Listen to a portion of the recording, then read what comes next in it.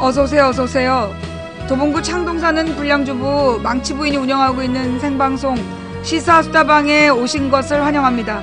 반갑습니다. 감사합니다. 어서오세요. 자꾸만 그 얘기 하지 말라니까 그러네. 역캠 그 얘기는 지금 이 자리에, 예? 여러분이 몰라서 그러지. 지금 로그인을 못해서 역캠 1위라며 이렇게 쓰고 싶은 사람이 지금 얼마나 많겠어. 이 역캠 아니에요?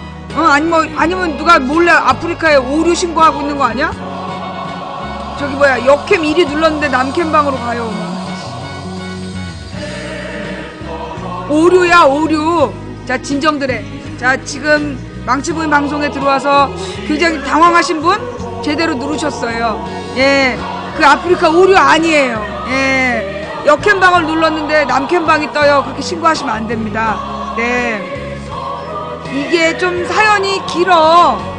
이 사연이 이렇게 좀 길기 때문에 그게 일단 당황하지 말고 다음 칸으로 가면 돼. 당황하지 말고 차분히 그냥 다음 칸으로 내려가시면, 예, 미녀가 대기하고 있어요. 예, 나도 참 미안해. 나도 이 지경이 될 줄은 몰랐어. 그 지난주 토요일날, 지난주 토요일날 일이 좀 꼬였어. 그냥 다음 칸으로 그냥 조용히 내려가시면 돼요. 예, 부탁 좀 드릴게요. 예, 자, 당황하지 말고 그냥 아래 칸으로 내려가시면 된다는 거. 이거 오류 아니라는 거. 괜히 또 이 아프리카 신고 게시판에 역캠을 눌렀는데 남캠방이 연결돼요 막 그러지 말라면. 내가 생물학적으로 이 여자야. 주민번호 뒷자리가 2번으로 시작한다니까.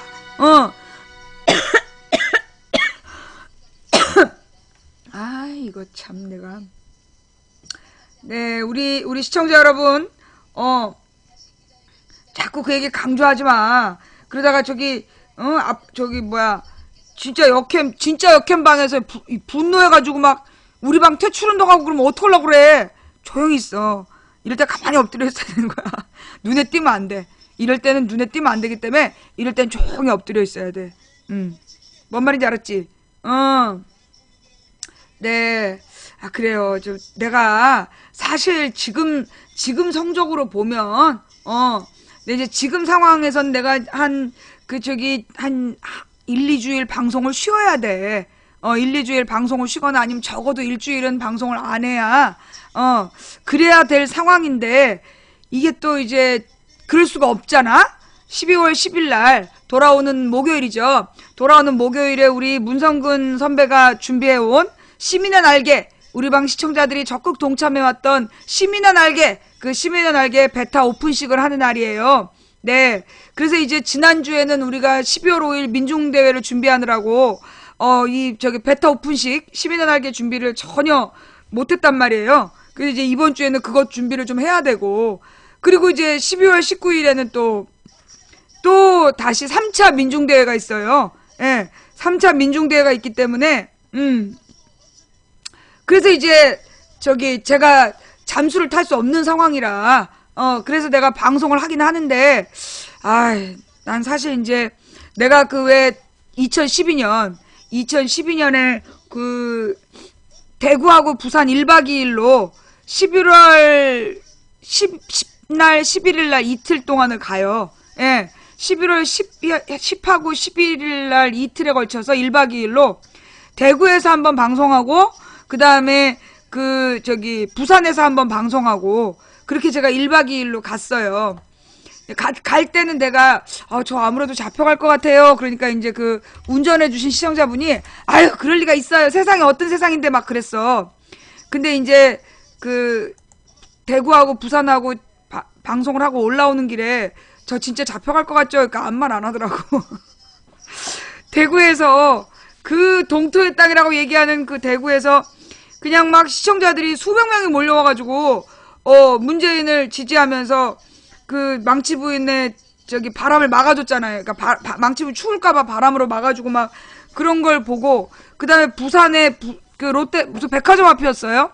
근데 거기 시청자가 한 2,000명 왔다 갔어. 그래갖고 내가 올라오는 길에 저 잡혀갈 것 같죠? 했더니 가만히 계시더라고. 그리고 16일 날, 예, 11월 16일에 잡혀갔잖아요. 그죠? 예. 내가 일단 공지사항부터 12월 10날 돌아오는 목요일 시민의 날개 베타 오픈식을 행사하는데요. 그날 이제 원래는 내가 출연한다는 얘기는 없었어. 예. 그냥 온다는 얘기겠죠? 잠깐만요. 제가 문자를 하나 받았는데, 예.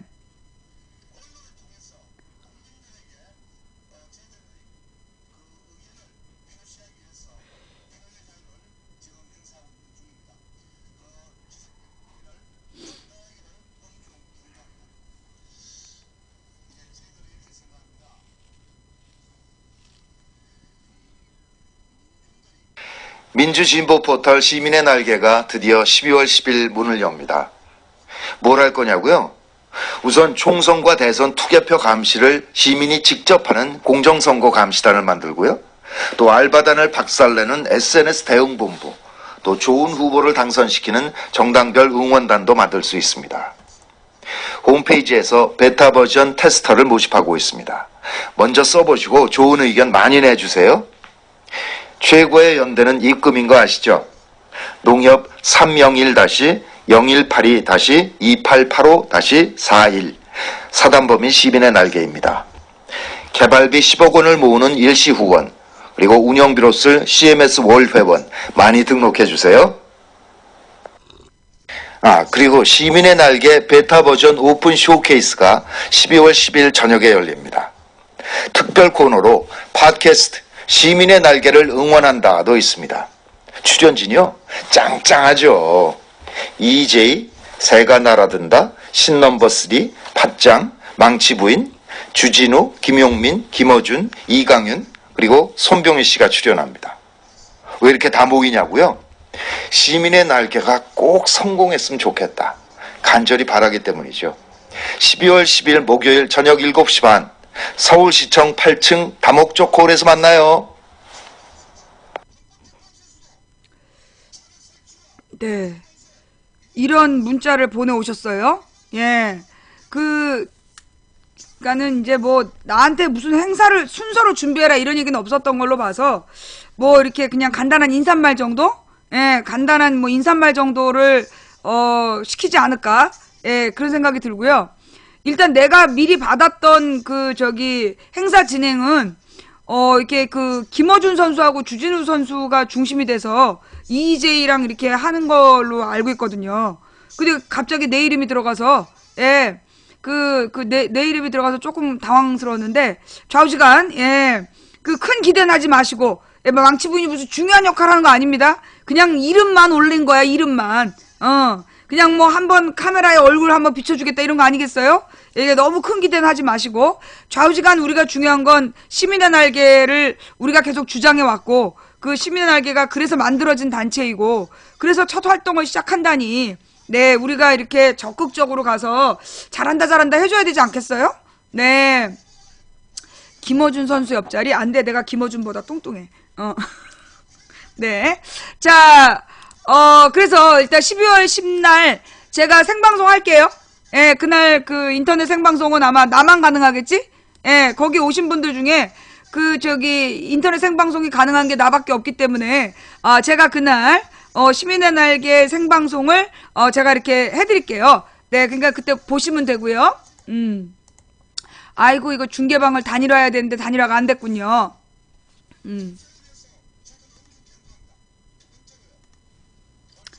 자, 그 다음에 우리 지금 우리 아까 막 6,000개 막 이래서 뭔 소리야? 저는 신고하려고 했어요. 그랬더니 초콜릿을 쏘신 거기 때문에 초콜릿을 6,000개를 쏘신 분이지 절대 별풍선이 아니에요. 오해하지 마세요. 초콜릿을 6,000개를 쏘셨어요. 그럼 이 초콜릿은 무슨 용도냐? 우리 망치부인 방송 추천을 강제로 뺐을 때 그때 이제 사용되는 게 초콜릿인데 잘 쓰겠습니다. 네, 감사합니다. 예. 아니, 그래도 한꺼번에 누군가 6,000개 쏘면 그거는 난 일단 신고하고 봐. 하여튼 우리 별풍선, 초콜릿으로 후원해주신, 그래서 굉장히 큰 혼란이 방금 일어났었던, 예, 우리 저기 시청자님 진심으로 감사를 드리고요.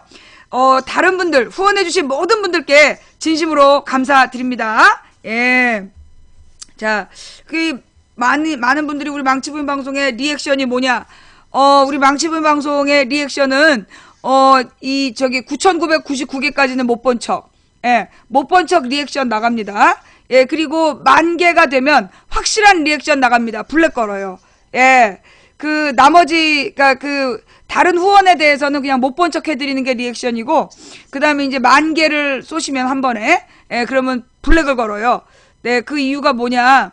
이게 이제 그 시청자분들 중에, 우리 아프리카 시스템은 별풍선을 제일 많이 쏜 사람이 열혈팬이 돼요. 상위 20명이 열혈팬이 돼서 그 열혈팬은 방송에 아무 때나 올 수 있고, 그러니까는 꽉 차도 들어와. 자연 퀵뷰처럼. 그리고 채팅이 빨간색으로 나오기 때문에 이분들이 이 열혈팬이 채팅을 어떻게 하느냐에 따라서 방 분위기가 막 좌우된단 말이에요. 근데 이제 막 그렇게 한꺼번에 빨리 쏘고 열혈팬이 된 다음에 자기네들끼리 막 이렇게 분위기를 주도하는, 실제로 아프리카에 그런 일이 있었어요. 일부러 막 별풍선을 쏴가지고 열혈팬이 된 다음에 방장 하나 죽이기. 예. 일부러 방장이 막 방송하고 있는데 중계방으로 가자 막 이러고 중계방 가고 지들끼리 떠들고, 그리고 방장이 뭐라고 얘기하는데 막 자기네들끼리 막 뭐 형님 뭐 식사하셨어요 뭐 이런 식으로 얘기를 해가지고 방장의 기분을 막 나쁘게 하는, 그 길들이는 방법이래 그게. 방장을 길들이는 방법으로 열혈팬이 된 다음에 열혈팬이 방장을 개무시하는 사람들 앞에서 그런 일이 실제로 몇 년 전에 아프리카에 있었어요. 예. 그래서 이제 우리 방송은 이 열혈팬 되는 걸 되게 어렵게 해놨어. 열혈팬 되는 거를 되게 좀 어렵게 막아놓고, 그래서 이제 일단은 방송에게 혹시 영향을 미치려고 하는 사람들이 나올까봐, 예. 방송에서 자기가 별풍선 쐈으니까 자기 말을 들어라. 실제로 아프리카의 어떤 BJ들한테 별풍선 쏘고 만나달라든가, 별풍선 쏘고 뭘 해달라든가 이런 사람들이 있어. 그래서 우리 방송은 시킴질은 무조건 블랙이야. 별풍선을 쐈든 안 쐈든 시킴질은 무조건 블랙. 그 다음에 별풍선을 쏘고 시킴질하면 고소. 내가 무슨 몸판 여자도 아니고 별풍선을 쏘고 나서 뭘 시키고 지랄이야. 바로 고소할 거야. 나 성적인 모욕감 느꼈다 이러면서. 알았지? 그러니까 절대 뭐 별풍선 쏜다면 뭐 시킴질하고 그러면 안 돼. 그 다음에 이제 이 별풍선을 또 어떤 게 있냐.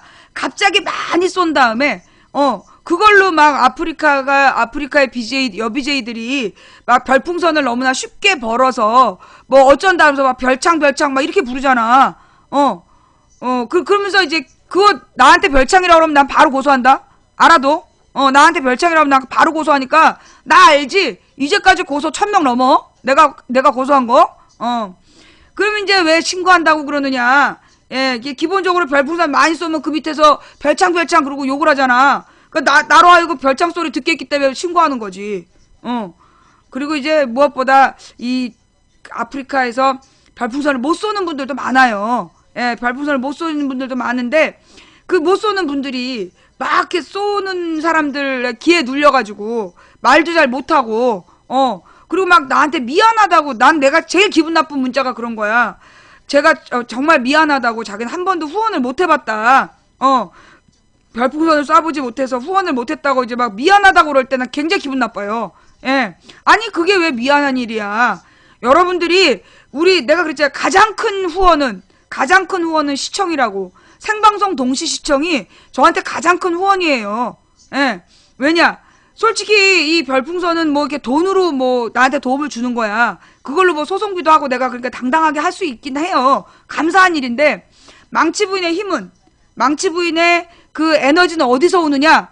동시 시청률. 아프리카 생방송에 와서 동시 시청해주시는 그분들이 실제로 나를 함부로 건드리지 못하는, 놈들이 나를 함부로 건드리지 못하게 하는 진정한 힘이기 때문에 저는 가장 큰 후원이 그 생방송 시청이라고 저는 생각하거든요. 그러니까 여러분들이 막 별풍선 못 쏴서 죄송해요 이런 문자 절대로 보내지 마세요. 그건 저에 대한 모욕이에요. 예. 그리고 이제 후원 못 하시는 분들 기죽지 말라고 제가 후원하신 분들 이름은 안 불러드립니다. 그게 못마땅하시면 별풍선 안 쏘셔도 돼요. 예. 그럼에도 불구하고 후원해주신 모든 분들께 진심으로 감사를 드리고요. 그 다음, 우리 방송에서 이모티콘을 2번 이상 쏘면 블랙이에요. 예, 강퇴예요. 예, 그래서 아무리 좋은 말일지라도 누님 짱 이러면서 반복적으로 2번 이상 같은 말 하면 바로 강퇴니까, 예, 그런 짓 하지 마시고요. 미안해요. 이게 노잼인데 왜 와 있어? 예, 우리 방송은 아무나 들을 수 있는 방송이 아니에요. 예, 이게 아는 만큼 들리는 방송, 예, 아는 만큼 들리는 방송, 가슴이 열린 만큼 감동하는 방송이기 때문에, 노잼, 미안해요. 님의 수준에 맞게 들어올 때 걸렀어야 됐는데, 아프리카에 걸름 장치가 없어요. 예, 대단히 죄송하고요. 그 다음에 이제 공지사항. 오늘 3시에 제가 또 전화 인터뷰 하나 있고요. 또 오늘 4시에도 전화 인터뷰가 있습니다. 예, 제가 혹시 잊어버리면 그 얘기 좀 해주시고요. 3시 되면 알려주시고, 4시 되면 또 알려주세요. 예, 그리고 또 공지할 거, 우리 12월 5일, 12월 5일 날 우리 평화행진, 예, 개감동. 너무 감동했죠? 그죠? 예. 아니, 어떻게 끊임없이 사람들이 계속 들어오냐고, 사람들이 계속 들어온다고, 뭐라 그러냐. 벌써 와서 자리 잡은 사람들어 이동하라고. 자리 잡은 사람들은 이동해서 저 앞쪽으로 좀 빠져달라고. 뒤에서 오는 사람들 자리가 없다고. 그러면서 바짝바짝 앉으라는 말을 1시간을 넘게 했어. 바짝바짝 앉으라는 말을 1시간 넘게. 와, 내가 진짜 그런 집회는 처음이었어요. 거기다가 내가 가장 당황했던 거 뭐냐면 그 앰프. 네, 어이가 없어가지고. 보니까 그 앰프는 그 서울대 병원에서 매일매일 한 100여 명 모여가지고 미사 드릴 때, 100여 명이 모여서 미사 드릴 때 쓰던 그 앰프야. 근데 그날 막 수십만이 몰려들고 있는데. 그래서 본 방송이 무슨 내용인지 우리가 들을 수가 없는 거야. 그래가지고 내가 저기였잖아요. 그래서 어쩔 수 없이 우리가 그 팩트 TV를 귀로 들으면서 내가 말로 이렇게 중계를 했던 거야. 정말 황당. 그렇게 황당할 수가. 그런데 사실 그렇게 집회 준비하는 측에서 준비도 안 됐지. 거기다가 소리가 들리지도 않지.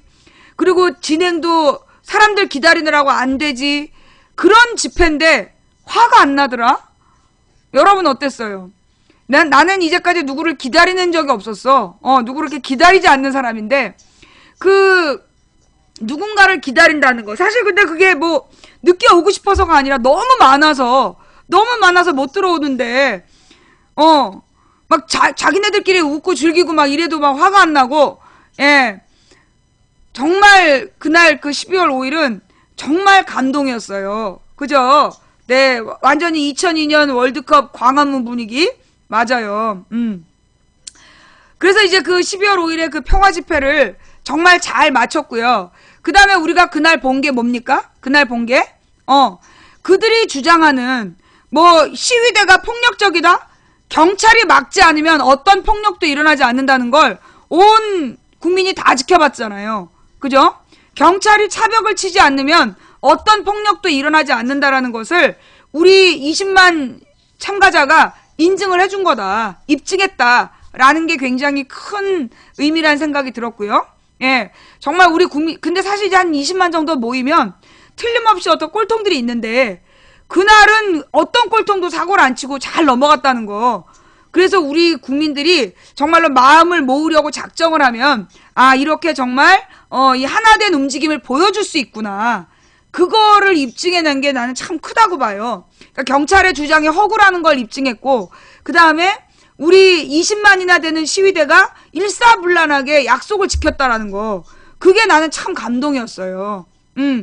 근데 이제 오늘 신문 보니까, 어제까진 못 봤는데 오늘 보니까, 합법 집회라는 틀에 갇힌다. 이러면서 비판하는 일부의 목소리. 그 일부가 누구냐고. 평화 시위에 틀에 갇혔다라고 욕하는 애들이 일부 있대는데, 그 일부가 누구냐고. 누군지 한번 밝혀봐봐. 평화 시위가 문제가 있다. 평화 시위에 틀에 갇히는 게 문제다. 그런 일부 세력이 누군지 한번 써봐봐. 아니, 그 수십만이 평화 시위이기 때문에 행복하고 즐겁게 집회 잘 마치고, 그리고 즐겁게 돌아갔는데, 근데 그걸 가지고 왜 시비를 걸고 지랄이야? 내가 볼 때는요, 옛날에 우리 광우병 집회할 때도 광우병 집회할 때 원래 우리가 날마다 모여서 제자리에서 그 시민들의 돌아가면서 발언을 했어. 자유 발언. 그 자유 발언에 정말 옛날에 그 만민공동회처럼 학생들, 주부들, 막 직장인 이런 사람들이 막 발언을 해가지고 그 자유 발언 때문에 사람들이 점점 늘어난 거야. 그래갖고 나중에 막 몇십만까지 모이게 된 거예요. 근데 이게 사람들이 모이니까 몇몇 사람이 이대로 맨날 자유 발언만 하면 뭐 할 거냐는 거야. 언제까지 자유 발언만 할 거니? 나는 그 자유 발언이 진짜 진정한 민주주의라고 생각했어. 누구라도 이 마이크를 잡고 자신의 의견을 이야기할 수 있는 거, 그거보다 더 좋은 게 어딨어. 근데 막 행진을 해야 된다고 지랄 연병을 한 거야. 그래가지고 행진을 했잖아? 그러면서 그 행진을 해가지고 청와대로 가자고. 청와대로. 그래가지고 그 버스 줄 땡기고, 그거 2008년에 그랬단 말이야. 근데 나중에 그 버스 줄 땡기고 이런 문제 때문에 누가 다치고 그랬어요. 사람이 다쳤는데 나더러 그거를 말하지 말라는 거야, 사람들 앞에. 그 버스 줄 땡기다가 2008년 얘기야, 2008년. 버스 줄 땡기다가 부상을 심하게 당했는데 그거를 말을 하지 말라는 거야. 그래서 내가 그걸 왜 말하지 말라고 그러느냐. 있는 사실 그대로 다 얘기하는 게 언론인데. 그러면서 내가 그 당시에 뭔가 수상하다고 느낀 거야. 그래서 내가 이제 주장을 했지. 왜 청와대로 가느냐. 청와대로 가서 뭘 할 거냐. 그래서 우리가 행진을 하더라도 차라리 시민들에게 알리면서 평화로운 행진을 할 수 있는데 뭐 때문에 우리가 그때는 2008년에는 물대포는 없었어. 2008년 때는. 아니야, 2008년도 나중에 물대포가 나왔던가? 하여튼 2008년에는 차벽만 치고 그랬었지. 그래서 내가 이제 그 평화 시위와 비폭력 시위를, 그러니까 내가 그 당시에 몇몇 사람이, 그 광우병 범대위의 몇몇 그룹이 한 1, 2%가 목소리가 큰 애들이었던 거야. 얘네들이 막 강력한 저항을 해야 된다고 막 쌩 지랄이 났었어요. 근데 이제 내가 거기에다가 반대하는, 그래서 평화 집회가 더 많은 사람의 공감과 동의를 얻을 수 있다. 그러니 우리가 평화로 가야 된다. 그 얘기를 해가지고 욕 많이 먹었지만 나는 그게 옳았다고 생각을 했어. 근데 지금도 이제 이 12월 5일에 우리 국민들이 다 같이 입증을 했잖아요. 경찰이 막지 않으면 폭력은 일어나지 않는다라는 걸 우리가 다 보여줬잖아. 그러면 거기에 대해서 깊이 우리가 좋은 방법을 찾아냈다라고 감사하고 공감하고, 그리고 어떻게 하면 좀 더 평화 집회를 재밌게 할 거냐, 그렇게 생각을 해나가는 게 정상적인 사고방식이지. 평화 집회에 틀거리에 갇힌다? 지랄하지 말라 그래. 아주 지랄하지 말라 그래. 평화행진에 틀에 갇히긴 무슨 틀에 갇혀. 알았어.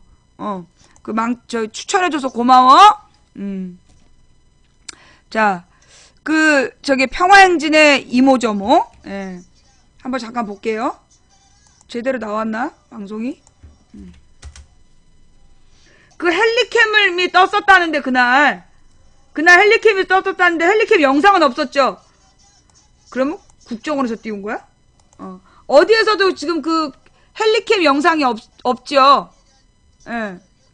네. 그러면서 이제 그날, 예. 우리 12월 5일에 우리 그 시민들의 모습,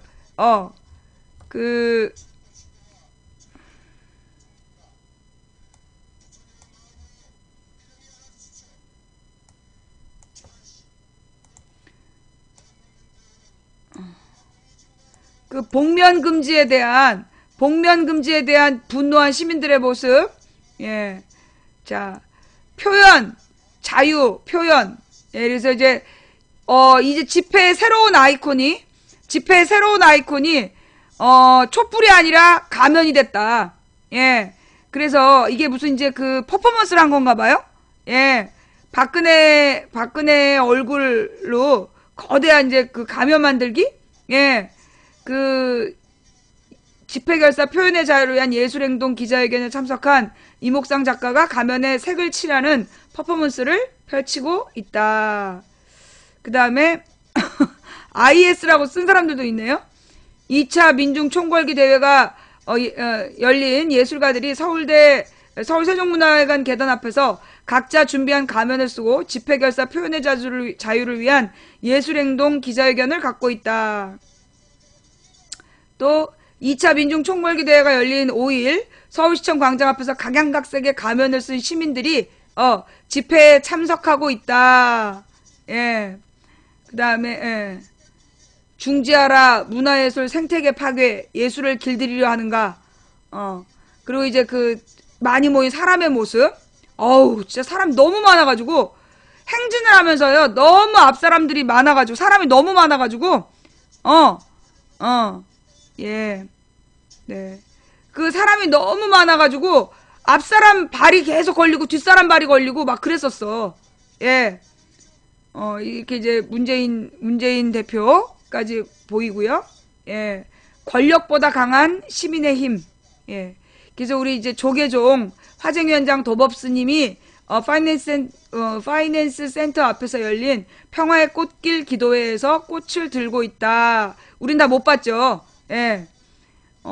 그리고 이렇게 평화 행진을 했던, 예, 도심으로 행진을 했던 모습들. 그리고 막 꽹가리 치고 사물놀이 하면서 지나간 사람들도 있었고, 예. 노동계약 규탄, 정권, 국정교과서 반대, 뭐 이렇게 쓰고 가면을 쓰신 분들도 있고, 그 다음에 이 비닐이 농민을 상징한다네? 근데 이 비닐 깃발 진짜, 느낌 있었어요. 무슨 물결처럼. 진짜 멋있었어. 예. 자, 이렇게 그날의 모습들, 같이 되새겨 봤습니다. 네. 지금 제가 팩트TV를 틀어놔서 그래요. 예. 팩트TV를 틀어놓고, 예.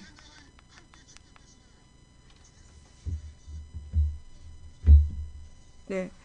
지금 이제 조계사에서, 예, 뉴스타파, 본물처럼 터져나온 민심, 대통령은 들어라!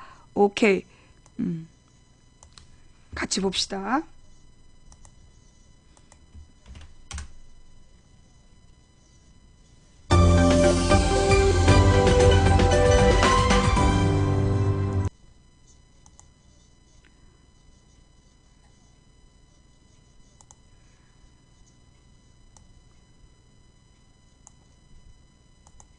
본물처럼 터져나온 민심, 대통령은 들어라.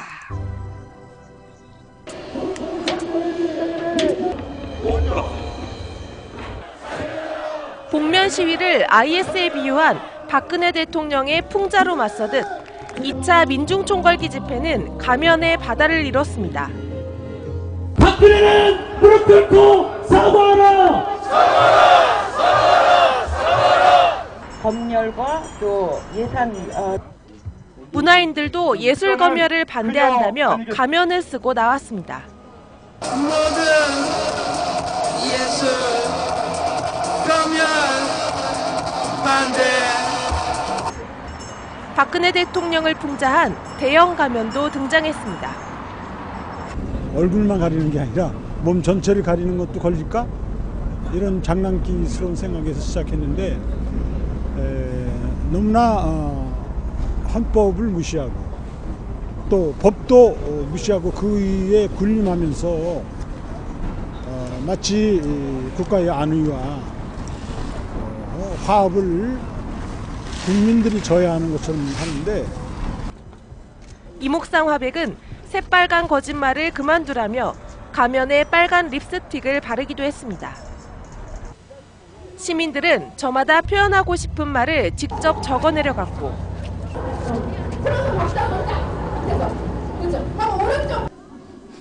각양각색의 기발한 가면들도 선보였습니다. 왜 각시탈을 쓰고 계신가요? 네, 복면을 쓰면은 IS랑 마찬가지라는 그런 말을 듣고 너무 분노해서 저항하려고 했습니다. 1차 때는 노동계약이 역시 저한테는 문제가 된다고 생각했거든요. 불교, 개신교, 원불교, 천도교, 성공회 등 종교인들은 혹시 모를 충돌을 막고 평화 집회를 보장하기 위해 꽃 한 송이씩을 들고 거리로 나왔습니다. 차벽을 설치하는 순간 사람들은 고립되고 목소리는 전달할 수 없게 됩니다. 단절의 자리에서 폭력이, 소통의 자리에서 평화가 피어납니다. 서울광장은 5만여 명의 노동자들과 농민, 학생, 그리고 시민들로 가득 찼습니다. 정부가 들어서면서 가면 갈수록 비정규직은 양산되고 있고 비정규직이 설 자리가 없을 정도로 길거리로 내몰고 있는 현실에서 우리 국민들이 이제는 좀 나서야 된다라고 생각을 합니다. 집회 참가자들은 노동계약과 국정교과서, 공안 탄압을 규탄하고 농촌을 살리자고 말했습니다. 박근혜 정권과 재벌은 13만 총궐기로 드러난 분노한 민심이 시운해고와 평생 비정규직, 임금 삭감을 내용으로 하는 노동계약을 반대한다는 사실을 확인하였음에도 막가파식으로 노동계약 밀어붙이려고 했다. 여러분, 민주주의에서 국민은 정권을 쉽게 비판할 수 있어야 됩니다. 한 번 선거에서 지도자를 뽑았다고 숨죽이고 있는 것이 아니라 계속해서 이래라 저래라 말할 수 있어야 하고, 오히려 정치권은 그 이야기를 귀 기울여 들어야 민주주의입니다. 맞죠?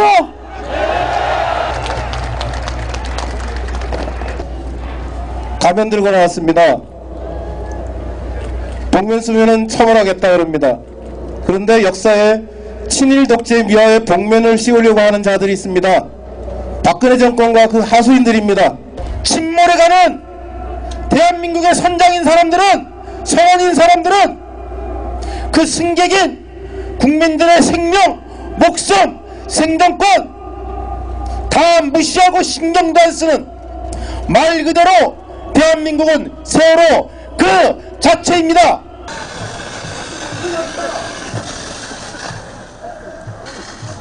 무엇보다 지난달 14일 민중 총궐기 대회에서 물대포에 맞아 3주째 의식불명 상태인 백남기 농민의 쾌유를 기원했습니다. 이 대한민국의 농사를 짓고 사는 농민은 국민이 아니랍니까? 대통령은 국민을 보호하고 국민의 아픔을 끌어안고 어루만져주고 위로해야 하지 않겠습니까? 당초 우려와는 달리 경찰의 차벽은 없었고 2차 민중총궐기 집회는 2시간 동안 평화롭게 진행됐습니다. 서울광장에서 평화 집회를 마친 시민들은 백남기 농민이 투병 중인 서울대병원을 향해 행진을 시작했습니다. 행진 대열은 촛불문화제가 열린 대학로에서 집회가 열렸던 서울광장까지 길게 이어졌습니다.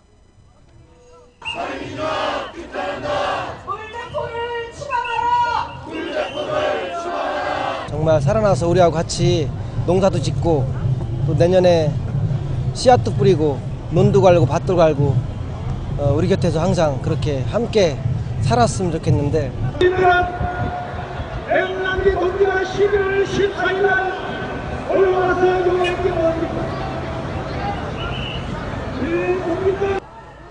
경찰이 좁은 2차선만 허용해 3.4km를 행진하는데 3시간 넘게 걸렸습니다. 대학로까지 행진을 마친 시민들은 백남기 농민이 어서 일어나길 한 목소리로 기원했고 백 씨의 가족들도 고마움을 나타냈습니다. 제 나이가 30인데 이렇게 주위를 둘러보니 저보다 훨씬 어린 친구들도 이 자리에 많이 나와 있는 것 같아요.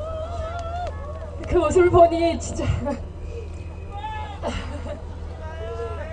우리나라의 희망을 보는 것 같고, 저희 아버지가 이 목소리를 그리고 이 한마음 한뜻으로 모은 여러분들의 이 마음을 다 듣고 그 자리에서 일어나실 것만 같습니다.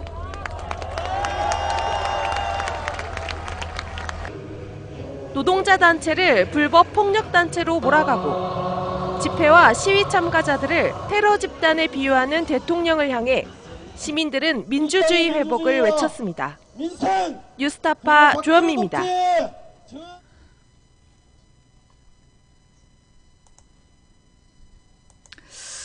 아, 그래요?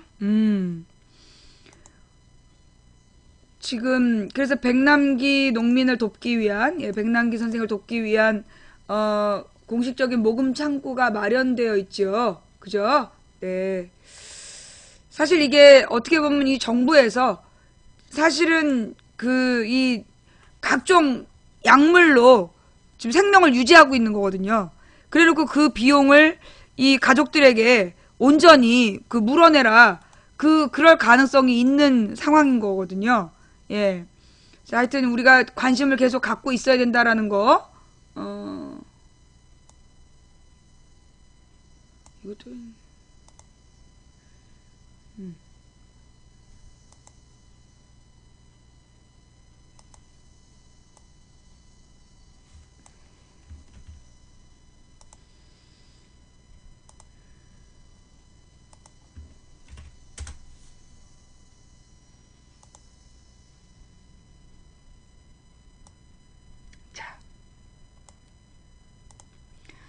소요죄?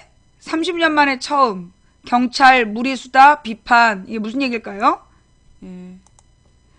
경찰이 1차 민중 총궐기 대회 지도부에 소요죄 적용을 검토하겠다고 밝힌 가운데 무리한 법 해석이라는 비판이 나오고 있다.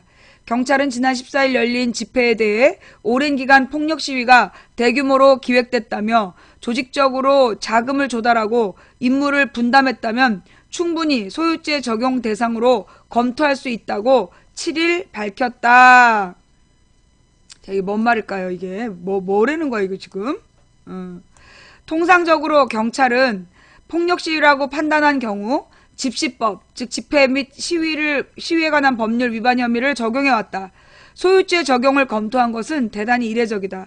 형법 115조에 따르면 소유죄는 다중이 집합하여 폭행, 협박, 손괴의 행위를 한 자를 1년 이상 10년 이하의 징역이나 금고 또는 1,500만 원 이하의 벌금에 처하도록 하고 있다.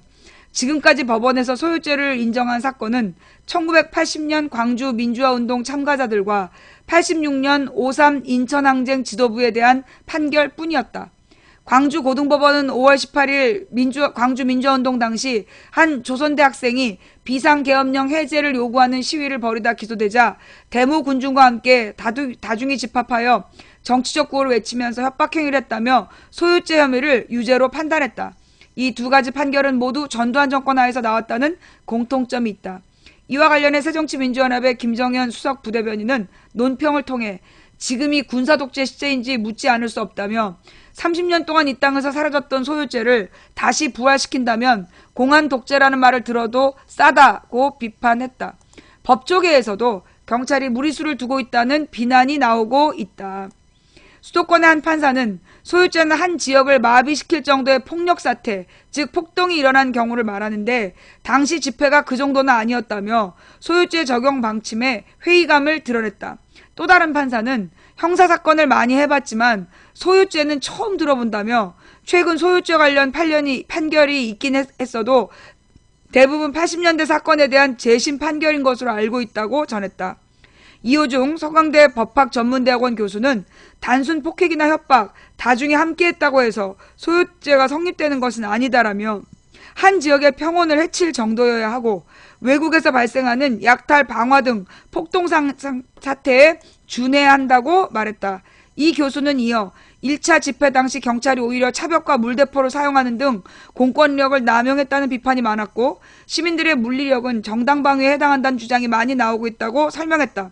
경찰이 소유죄 카드를 내민 이유에 대해 일각에서는 시민들의 집회 및 시위 참여를 제한하려는 의도로 분석하고 있다. 앞서 경찰은 1차 집회의 폭력성을 근거로 들며 12월 5일에 2차 대규모 집회를 금지 통보했다. 그러나 서울행정법원은 이에 대한 집행정지 신청에서 집회 금지는 최종 수단이라며 주최 측 손을 들어줘 집회를 원천 봉쇄하려던 경찰에게 제동을 걸었다. 민주사회를 위한 변호사 모임의 박주민 변호사는 집회나 시위에 물리적 충돌이 발생하는 경우 주로 경찰 차벽에서 발생하고 나머지 일반 시민들은 일상생활을 영위한다며 소유죄는 집회 참가자들에게 위화감을 조성해 집회의 자유를 위축시키려는 것이라고 평했다. 자, 그래서 지금 이제 1차 11월 14일 1차 민중대회를 준비했던 그 지도부에게 소유죄를 적용하겠다라고 경찰이 발표했는데 내가 볼 때는 이거 얘네들 또 독박 쓸 것 같아. 자기네 무덤을 더 깊이 파들어가는 것 같아요. 예. 아니 이게 지금 소유죄가 말이 되냐고. 그게 무슨 폭동이었어? 방화를 했어? 이 말 같지도 않아. 그리고 무엇보다 지도부가 그렇게 폭력을 행사하라 그랬어요? 이 소유죄를 적용하려면 그렇게 사전에 폭력 집회를 준비했다라는 그런 근거가 있어야 돼. 그런 거 있어? 어디서 이런 개소리야? 어디서 이런 닭소리야? 근데 내가 볼 때는요, 그날도 그래. 사실 우리 12월 5일에 되게 다들 당황한 게 뭐냐면, 사실 주최 측도 그만큼 모일 줄 모른 거야. 그 주최 측 무대 봤지? 주최 측이 만약에 그렇게 사람이 많이 모일 줄 알았으면, 그 무대 방향을 그렇게 하면 안 돼. 그렇잖아요.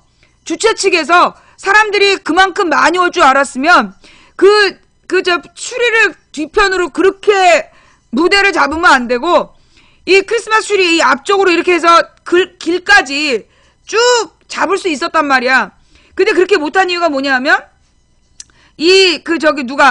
집회 준비 측도 사람들이 그만큼 올지 몰랐던 거야. 그래서 그렇게 준비를 했고, 그 다음에 사실 온 사람들도 다들 당황하긴 했어요. 왜? 이 온 사람들이 자기네들은 잡혀갈 각오하고 그래도 오겠다. 그런 사람이 그렇게 많을 줄 몰랐던 거야. 근데 사실 바로 그 전날 목요일 저녁, 이게 사실 뭐 월요일이나 화요일에 난 게 아니라 목요일 저녁 때 판결이 난 거잖아요. 예. 목요일 저녁 때 판결이 났기 때문에 그 집회를 금지할 수 없다고. 그러니까 금요일 하루 만에 사람들이 그러면 집회를 가겠다. 그리고 작정하고 나왔다는 얘기잖아. 그래서 사실 하루 만에 작정하고 나온 사람들보다는 잡아간다고 그래도 서울대생들이 두려운 만큼 함께 갑시다. 이러면서 나온 거 아니야. 서울대 애들조차도. 그러니 사실 이게 국민들의 이 분노가 이렇게 모일 줄 몰랐을 거라고. 근데 이게 이제 19일날 12월 19일은 보니까 더 모이게 생겼잖아. 1차 때 지네들이 막 폭력 시위라고 얼마나, 아니 솔직히 근데 내가 쟤네 언론팀이면 되게 당황할 것 같아. 지난 2주 동안 14일 집회 이후로 2주 동안 이게 뭐 폭력 집회라고 얼마나 지랄을 떨었어. 3주인가? 그지? 11월 14일부터 해가지고 2주구나 2주. 3주야 3주. 지난 3주 동안 종편 채널A, TV조선, MBN, 그리고 YTN, KBS, MBC, SBS 7개가 24시간 떠들었잖아. 폭력 시위였다고. 폭력 시위 영상 계속 보여주고 엄벌하겠다고 그렇게 겁을 줬잖아. 3주 내내. 근데 어떻게 됐어요? 12월 5일날 더 모였네? 그러니까 이번에 이제 소유죄를 적용하겠다 이렇게 뻥을 까가지고 막 겁을 주겠다는 거야. 근데 이거 통할까요? 어떤 판사가 이거 소유죄로 판결하면 그 판사 인생 조지는 거야. 걔는 역사의 꼴통으로 남는 거야. 누가 그거를 받아들여 주겠어. 말 같지도 않은 얘기지 지금. 내가 볼 땐 저 소유죄 얘기가 저 소유죄 이야기 때문에 12월 19일 더 모일 것 같아. 12월 19일 날 거기다가 이 박근혜 당선 3주년이잖아. 이게 아주 그냥 끓고 있는 그 기름에다가 성냥불을 그어 던지고 있는 것 같아. 뭐 믿고 저러나 몰라. 참 궁금해. 그죠? 예. 자, 나 하여튼 3주 동안 떠들었는데 어떡하냐? 3주 동안 폭력 시위라고 개 지랄을 다 떨었는데 그만 12월 5일에 경찰이 막지 않으면 어떤 폭력도 없다라는 걸 인증해버렸어. 굉장히 당황했을 것 같아요. 그게 이제 박근혜가 돌아와갖고 승질 엄청 냈더만, 어저께 김무성이 불러다 놓고 쌍욕을 했더만. 이게 이제 화가 난 거야.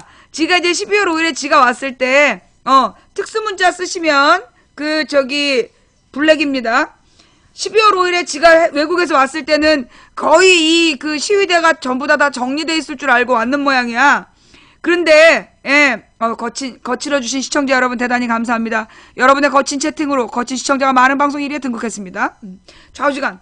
그래서 이제 이 12월 5일에 박근혜가 지는 이제 자기 식대로 깨끗이 정리된 나라에 오고 싶었는데, 웬걸? 박근혜는 퇴진하라가 막 20만 명이 모였다니까, 20만 명이 모였다니까 굉장히 신경질 내는 거야.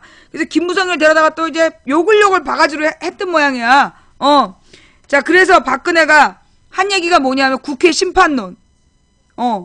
지금요, 박근혜가 뭔 얘기를 하고 있냐면, 자기는 좋은 정치를 하려고 그랬는데, 국회가 협조 안 해준다.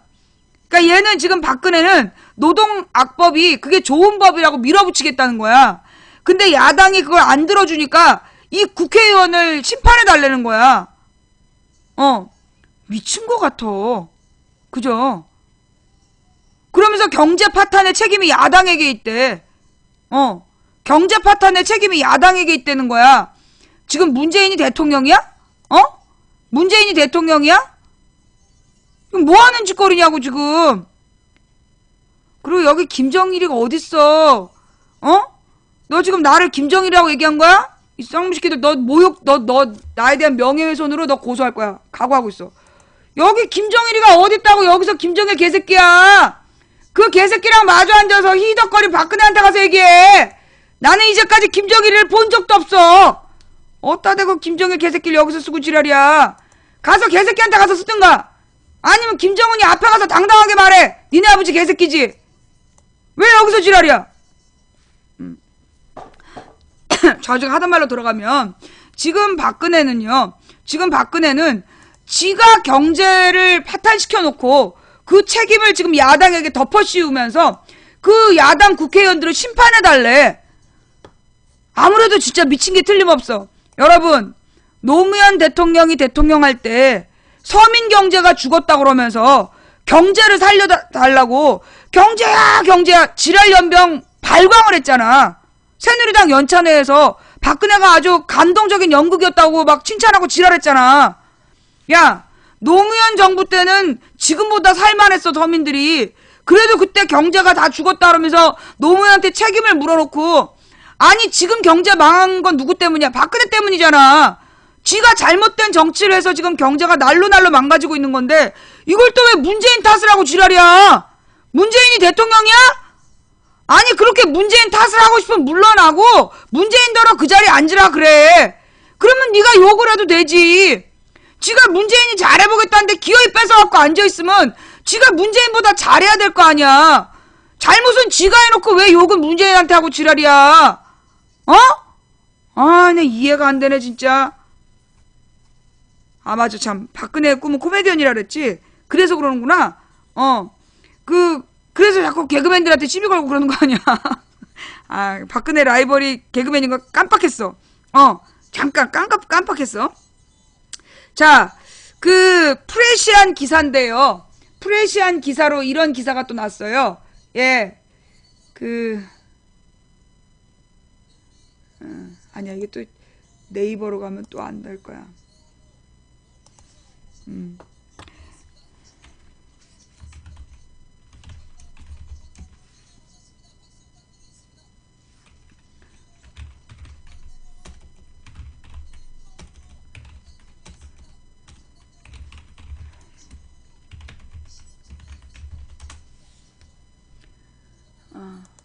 자. 네이션 기자, 한국 외교관은 이런 일 하나. 박근혜 정부 외신 비판 보도에 항의하기 급급. 이 부끄러운 줄을 모르고 박근혜가 박근혜 정부를 비판한 미국 주간지에다가 항의를 했던 거야. 항의를 해가지고, 그래가지고 이제 그 기자가 열받아가지고 페북에다가 써버린 거야. 망신, 상망신. 박근혜 정부의 노동탄압 등 독재적인 정치를 정면으로 비판한 미국 언론의 기사에 대해 한국 정부가 여러 차례 항의한 사실을 해당 기사를 쓴 기자가 직접 폭로해 파문이 일고 있다. 한국 정부가 항의한 기사는 한국 노동탄압에 나선 독재자의 딸이라는 제목으로 미국의 권위 있는 시사주간지 네이션에 게재된 것이다. 이 기사를 쓴 팀 쇼락 기자는, 그러니까 이제 박근혜가 소설 1984의 독재 정권을 연상시킨다. 이런 기사로 한국에서 번역돼서 이제 나왔었던 거예요. 이 기사를 쓴 팀 쇼락 기자는 지난 4일 자신의 페이스북 글과 국내 외신 번역 사이트 그 뉴스프로와의 인터뷰를 통해 한국 정부의 대응에 대해 강력하게 비판했다. 쇼락 기자는 페이스북 글에서 박근혜 정부가 이 기사에 대해 강력하게 항의해왔다는 내용의 메모를 방금 본지의 편집자로부터 받았다면서 이 메모의 내용을 소개했다. 다음은 이 메모의 내용이다. 뉴욕 총영사로부터 이메일에 이어 전화를 여러 번 받았다. 이 기사에 대해 논의하기 위해 한번 만나자는 것이었다. 전화로 통화한 사람은 기사의 내용에 대해서는 아무런 언급도 하지 않았다. 사실관계에 오류가 있다는 지적도 하지 않았고 그런 주장조차 하지 않았다. 그저 40년에 걸쳐 한국이 눈부신 발전을 했다는 식의 뜬구름 잡는 얘기만 했을 뿐이다. 씨발 진짜. 그게 이게 뭔 얘기냐 하면 우리나라 뉴욕의 총영사가 이 언론사에다 전화를 해가지고 전화를 여러 번 하고 이메일을 보내면서 그 기사가 뭐가 어떤 게 허위사실이라거나 잘못된 내용이 있다라고 바로 잡아달라는 게 아니라 한국이 40년에 걸쳐 눈부신 그 발전을 했다는 뜬구름 잡는 얘기만 했대. 나 진짜 뉴욕 총영사 진짜 얘는 아마 박근혜 정부에서는 승진할지 모르겠는데 아마 역사적으로 개망신 총영사로 기록될 거야. 쇼락 기자는 뉴스프로와의 인터뷰에서 한국 정부의 대응에 대해 기자로서 느낀 속감을 상세하게 밝혔다. 뉴스프로에 따르면 쇼락 기자는 한국 정부가 기사에 대해 불평한 방식에 대해 아주 특이하다고 말했다. 그는 만일 내가 한국에서 조그만 잡지에 기사를 썼는데 미국 정부가 편집장에게 전화를 걸어 불평을 하는 것을 상상이나 하겠나. 외교관이 하는 일이 이런 것인가? 라고 되물었다. 특히 쇼락 기자는 그들은 내 기사의 사실관계에 대해서는 한마디도 묻지 않았다. 언론사를 겁주려는 조잡한 시도였던 듯하다고 비판했다. 쇼락 기자는 한국의 노동 상황에 대해서도 촌철살인의 비유를 했다. 그는 한국의 노동 상황은 어떤 면에서 미국과도 유사하다. 미국도 생계 유지가 어려운 저임금 일자리 그리고 혜택이 주어지지 않는 시간제 일자리가 많이 있다. 말하자면 모든 일자리의 월마트화인데 한국도 전체 경제가 이런 월마트화를 향해서 가고 있다. 재벌과 외국 회사들이 이런 시도를 하고 있다. 더 많은 이익을 남기고 노동운동을 약화시키기 위해 비정규직을 늘리고 연봉제 사원의 수를 줄이려고 한다라고 말했다. 그는 박근혜 대통령의 마스크 발언에 대해 실제로는 자신의 정책을 마스크화하려는 시도일 뿐 이라고 일축하면서도 한국에 희망이 있다고 보느냐는 질문에는 긍정적인 답변을 했다. 그는 한국의 민주화 세력이 해외의 노동운동과 국제인권기관과 함께 연대해 일한다면 반드시 상황이 개선될 것이다. 한국인들은 스스로 맞서 자유를 쟁취할 수 있다는 것을 내게 가르쳐줬다라고 말했다. 그러니까 이 기자가 한국인은 굉장히 높이 평가하면서 박근혜 정부는 아주 맹비난을 한 거죠. 박근혜 정부가 미국 언론 기사에 여러 차례 항의했다는 사실이 폭로되자 야당도 비판에 나섰다. 새정치민주연합은 7일 논평을 내고 뉴욕 주재 총영사의 항의 전화는 구체적인 사실관계에 대한 문제제기 차원이 아니라는 점에서 보도에 대한 압력으로 볼 수밖에 없다면서 이건 있을 수 없는 일이에요. 언론사에다 이런 게. 만약에 잘못된 사실이 있으면 바로잡는 전화는 할 수 있지만 기사에 불만이 있다. 이렇게 얘기하는 거는 언론 탄압이야. 그것도 미국에다가. 박근혜 정부가 외신의 입도 막을 수 있다고 생각하는지 모르겠지만 권력의 힘이 다른 나라 언론에까지 미칠 것이라는 생각이라면 착각이라고 꼬집었다. 새정치민주연합은 이 논평에서 최근 박근혜 정부의 비판적인 외신 보도들을 소개하기도 했다. 논평은 최근 세계 주요 언론들이 연일 한국에 대해 걱정을 쏟아내고 있다. 우리나라의 급격한 민주주의 후퇴에 대한 우려라면서 뉴욕타임즈는 지난달 19일 사설을 통해 박근혜 대통령이 민주적 자유를 후퇴시키려는 장정을 보인다고 비판하고 영국의 공영방송인 BBC는 지난 1일 한국 정부의 움직임이 일제시대 일본군의 만행을 외면하려는 일본 보수파와 비슷하다고 지적했다고 전했다. 나아가 논평은 세계 유수의 언론들이 대한민국의 민주주의를 걱정하는 이유는 민주주의를 후퇴시키려는 박근혜 정부에게 그 원인이 있다면서 더욱 개탄스러운 점은 박근혜 정부가 외신들의 비판을 반성의 계기로 삼지는 못할 망정 거꾸로 보도에 항의하기에 급급하다는 것이라고 질타했다. 지금 세계적으로 유력한 언론인들이 박근혜가 반민주적인 행동을 하고 있다고 비판을 하고 있어요. 자, 그럼 왜 유력 언론지들이 박근혜를 비판할까요? 뭐 때문일까요? 예, 그 이유는 우리나라에다가 자국의 국민들이 투자를 했을 거란 말이야. 근데 박근혜가 저렇게 계속 잘못된 정치를 하다 보면 우리 국내 경제 상황이 나빠질 수 있고 정치 상황이 악화되면 그 투자한 투자자들의 재산이 손실을 볼 수 있단 말이야. 그러니까 자기 나라 국민을 보호하기 위해서 반민주적인 정치를 피는 박근혜를 비판하고 있는 거예요. 그러면 부끄러운 줄 알고 고치려고 마음을 먹어야지. 어디다 대고 항의질이야. 어디다 대고 항의질이야 지금. 자, 그 다음에 그 다음 이야기. 여러분 그 소식 들으셨습니까? 예, 소식 들으셨어요? 저기 세월호 잠수사, 세월호 잠수사분이 어저께 재판에서 무죄를 받았어요. 세월호 민간 잠수사. 예. 세월호 민간 잠수사가 어저께 재판에서 그 무죄 판결을 받았는데 그러면 정말 다행이 아니냐 그랬더니 할 말이 있대요. 예. 무죄 판결을 받긴 받았는데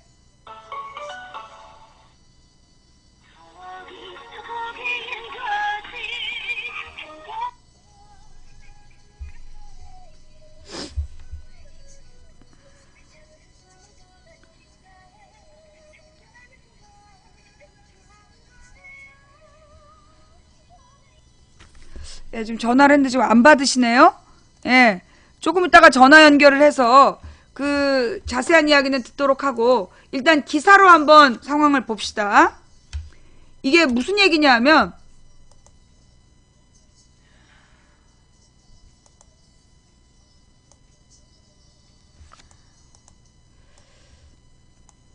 그 저기 참사장님 주소가요 한글이랑 같이 붙어 있어가지고 잠깐만 주소 복사를 했는데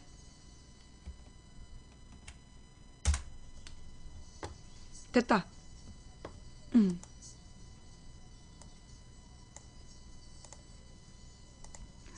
세월호 민간 잠수사 동료 죽음에 책임 없다 무죄 목포 지원 숨진 민간 잠수사는 해양경찰 방침에 따라 동원된 것이다. 이분이 이제 그 세월호 희생자 수습을 지휘한 공우영 잠수사님이시래요. 지난해 세월호 실종자 수색 과정에 동원됐다가 업무상 과실치사 혐의로 기소된 민간 잠수사에게 법원이 무죄를 선고했다. 7일 오후 1시 40분 광주지방법원 목포지원 형사단독 201호 법정에서 열린 선고 공판에서 한종환 판사는 세월호 실종자 수색 당시 선임 잠수사 역할을 맡았던 민간 잠수사 공우영 씨에게 무죄를 선고했다. 지난해 4월 16일 세월호 침몰 사고가 발생하자 해경은 실종자 수색을 도와달라며 민간 잠수사 동원령을 내렸다. 당시 현장에 달려온 민간 잠수사 가운데 25명은 수색 작업에 투입되었고 5월 6일 민간 잠수사 이강옥 씨가 수색 작업 중 호흡 곤란으로 사망한다. 이 씨의 사망을 놓고 언딘과 해경은 각각 언딘이 채용한 민간 잠수사와 해경이 동원한 민간 잠수사라며 서로 책임을 떠넘기기에 바빴다. 서로 책임을 떠넘기던 해경과 언딘은 결국 동료 민간 잠수사였던 공우영 씨에게 책임을 넘긴다. 공 잠수사가 선임이고 민간 잠수사 감독관이었다는 게 해경의 주장이었다. 이후 해경의 주장대로 검찰은 이광옥 잠수사의 죽음에 대한 책임을 공우영 씨에게 물어 올해 9월 14일 업무상 과실치사 혐의로 공 씨에게 징역 1년을 구형했다. 그러나 이날 법원은 이를 모두 배척했다. 7일 선고 공판에서 한 판사는 공 씨를 민간 잠수사 감독관으로 임명한 근거 서류가 없고 검사가 제출한 증거만으로는 민간 잠수사 사망과 관련해 업무상 주의 의무가 부족했다고 인정할 수 없다고 판결했다. 특히 한 판사는 숨진 민간 잠수사는 공 씨의 반대에도 불구하고 해양경찰의 방침에 따라 동원됐다라고 설명했다. 이로써 해경과 정부는 세월호 실종자 수색에 나선 민간 잠수사 사망 책임을 동료 잠수사에게 떠넘기려 했다는 비난을 피하기 어려워 보인다. 검찰의 무리한 기소도 도마 위에 오를 전망이다. 이랬는데요. 검찰에서 항소하기로 했다죠? 예. 어제 제가 그 세월호 잠수사분한테 전화 받은 건 검찰에서 항소하기로 했다. 그래서 심각하다라는 전화를 하셨었거든요?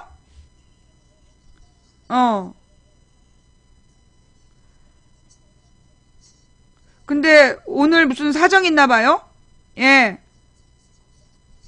지금 전화를 안 받으시네? 예. 검찰에서 지금 이제 항소를 어저께는 한다고 그랬는데 항소를 안 하기로 했나? 예. 일단 전화가 왔다. 여보세요? 예, 안녕하세요. 저 잠수사 김가롱입니다. 네, 아까 전화 드렸는데 전화 안 받으시길래 오늘 연결이 안 된 줄 알았습니다. 제가 좀 1분, 2분 좀 늦었습니다. 그래요. 자, 그럼 지금 전화통화 가능하십니까? 예. 네. 자, 그럼 이제 어저께 재판 결과는 저희가 지금 신문 기사로 봤는데요. 예. 이제 판사가 그 민간 잠수사 공 씨에게 그 책임을 물을 수 없어서 무죄 판결을 했다. 이거 잘 된 거 아닌가요? 네, 그 판사님의 그 판결문은 상당히 신경을 많이 쓰셔서 말씀을 참, 틈없이 얘기를 참 잘 됐죠, 객관적으로는. 근데요? 근데 문제는 이제, 검찰의 의지죠. 이 정부의 의지. 판사가 또, 이러면 또 판사님한테 피해가 갈까 걱정되긴 하는데, 한 거를 할 것 같다, 검사 쪽에서. 네. 판사님이 그렇게 얘기를 하시더라고요. 판사님께서 보시기에 검찰이 항소할 것 같다? 예, 왜냐면 열심히 무죄 받는 게 상당히 힘든 건가. 저희는 재판 이런 거 잘 모르는데 무죄가 나올 확률이 참 적다고들 얘기하시더라고요. 네? 그러니까 검사가 소송을 걸면. 네. 무죄가 나올 수 있는 확률이. 네. 검찰 쪽에서 걸면 무죄가 나올 수 있는 확률이 적다고 얘기들을 하시더라고요. 왜요? 검찰 쪽에서 기소한 게 보통 무슨 기소할 이유가 있고 죄가 있으니까 하지 않냐. 네.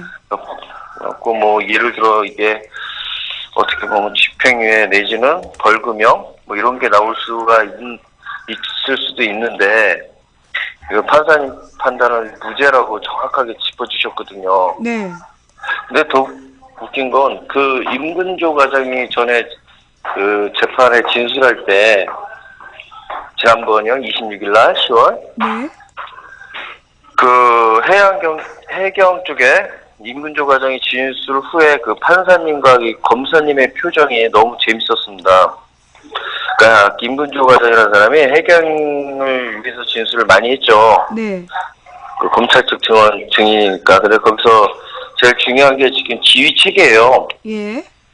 지휘 체계에 대해서 판사님이 직접 질문하고 검사가 질문하고 해도 모른다, 답할 수 없다.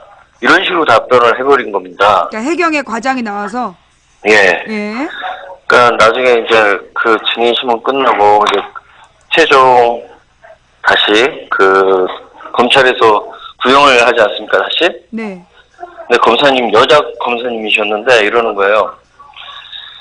그 해수부 및 해경 그 정부가 무리하게 민간하게 죄를 네. 물은 것 같고 검찰 측 그러니까 검사의 입장이죠. 검찰 측의 입장이 아니라 검사의 입장에서 되려 저희 법원에 선처를 구한다 이분들에 대해서 검사가 이렇게 얘기하시더라고요. 언제요? 이 10월 26일 날. 검사가 그러니까 잠수인에 대해서 법원에 선처를 구한다라는 공판 검사의 발언이 있었다. 그분이 혹시 임은정 검사예요? 여자분이신데. 임은정 검사 아니고? 예, 딴 분이에요. 그런데 그분이 또 근데 기소 구형은 정과 동입니다라고 아주 목소리가 힘이 조용하게 얘기를. 그러니까 구형은 1년 실형이 나왔었지 않습니까? 예. 그거에 대해서는 정과 동입니다라고 얘기는 막판에 했어요. 근데 재판부에다가는 선처를 구한다고. 뭐야? 그렇게 얘기를 하셨어요. 그러니까 이게 이제 그 간부들이 결정한 대로 구형은 할 수밖에 없는 거고 검사가. 그렇죠. 근데 자기 개인의 입장에서 볼 때 양심에는 이 사람이 좀 무리하다. 그러니까 법원이 선처해달라 이랬던 거군요. 그런 것 같아요. 저희 생각에도. 맙소사. 그러니까 젊은 분들, 저는 아직 희망이 있다고 이 나라에 생각하는 게, 팟캐스트 진행하시는 우리 망치부인, 선생님도 그렇고, 많이, 김어준 선생님도 그렇고, 정청래 의원님도 그렇고, 이런 분들이, 또 우리 깨어있는 분들이, 저는 솔직히 안 보이고 몰랐을 때는, 이렇게 사회에서 도움이 빛과 소금과 같은 존재분들이 있는 걸 몰랐을 때는 죽고 싶고 자살하려고 많이 시도를 했었는데, 깨어있는 분들이 좀 많이 있다는 거에 좀 희망이 있구나. 그래요. 알겠습니다. 마음고생 많이 하셨고요. 짧게 한 가지만 말씀드릴게요. 네. 저희 항소 준비하고 있습니다. 지금 일주일 많이들 관심 가져주십시오. 2심 아마 진행될 것 같아요. 그래요. 그래도 아마 저희 계속 관심을 가질 거고요. 재판부가 어떻게 구성됐는지, 그리고 재판부 판사가 어떤 자료들을 요구했는지, 이런 것에 대해서 문자로 좀 알려주시면 제가 우리 시청자분들께도 좀 알려서 계속 관심을 갖도록 하겠습니다. 이거 말도 안 되는 일이기 때문에 이걸 만약에 유죄 판결을 내린다면 대한민국 사법부 싹 다 죽여야 돼. 말 같지도 않은 일이 벌어진 거예요.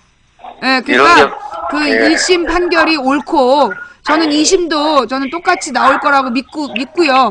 만약에 2심 재판부가 이상한 판사가 맡았다라면 그거는 정말 우리가 국민 여론으로 다 같이 좀 맞서 싸울 수 있도록 자세한 정보 부탁드립니다. 감사합니다. 네, 고맙습니다. 수고하셨습니다. 예. 네. 예. 굉장히 어이없는 일을 당한 다음에, 그러니까 이분은 이제 실제로 해당 잠수사분은 아니에요. 조금 아까 사진에 나오신 분이 이제 그 당시에 잠수사님들의 그냥 형님, 가장 경험 많은 잠수사로서 그냥 야, 네가 이거 해라 저거 해라 하면서 현장에서 그냥 지휘를 했을 뿐인데, 그리고 이제 이 잠수사분이 그날 죽은 잠수사에 대해서는 들어가면 안 된다. 분명히 얘기를 했는데도 해경이 들어가라 그래서 죽은 거잖아요. 근데 언든하고 해경이 서로서로 책임을 떠넘기다가 들어가지 말라고 말렸던 잠수사한테 책임을 물어가지고 구형 1년을 때리고 지랄을 하다가 결국은 재판부에 상식이 있는 판사님이 이건 좀 말이 안 된다. 그래서 무죄를 때린 것 같아요. 예. 지금 우리나라 법원에 사실 이제 박근혜 정부 들어서서 이 사법부를 굉장히 우습게 알았거든요. 자기 아버지가 박정희가 한 짓이 뭐냐면 사법부 판사들을 지 종처럼 부렸어요. 예. 사법부 판사들을 종처럼 부리고 죄 없는 사람들에게 사형구형을 시키고 그래서 실제로 사형을 시켜버리고 이런 짓을 하는 걸 보고 자라서 박근혜가 이제 사법부 판사들 알기를 그냥 지 종론 보듯이 한 거야. 그런데 이제 그런데 부응해가지고 박근혜 정부에서 막 승진하고 싶어갖고 환장한 그런 또라이 판사들이 있긴 있었어요. 근데 이제 그럼에도 불구하고 한국의 판사들이 다 그렇게 정신머리가 없는 건 아니구나. 정상적인 판사분들이 계시구나. 라는 게 이제 하나씩 입증이 되는 것 같습니다. 그러나 아직도 사법부의 대세는 박근혜에게 잘 보이고 싶은 박근혜의 종놈의 자리를 자처하는 그런 자들이 자리를 잡고 있기 때문에, 예. 그래요. 그래서 이제 우리가 관심을 가지고 재판부가 올바른 판단을 해 나갈 수 있도록, 예, 우리가 신경을 좀 써야 될 것 같다라는 말씀 전해드리면서 다음 기사로 넘어갈게요. 예. 다음 기사는 뭐냐 하면, 강남구 공무원 댓글 사건. 예. 강남구 공무원 댓글 사건으로 가보겠습니다. 예. 지금 강남의 공무원들이, 예.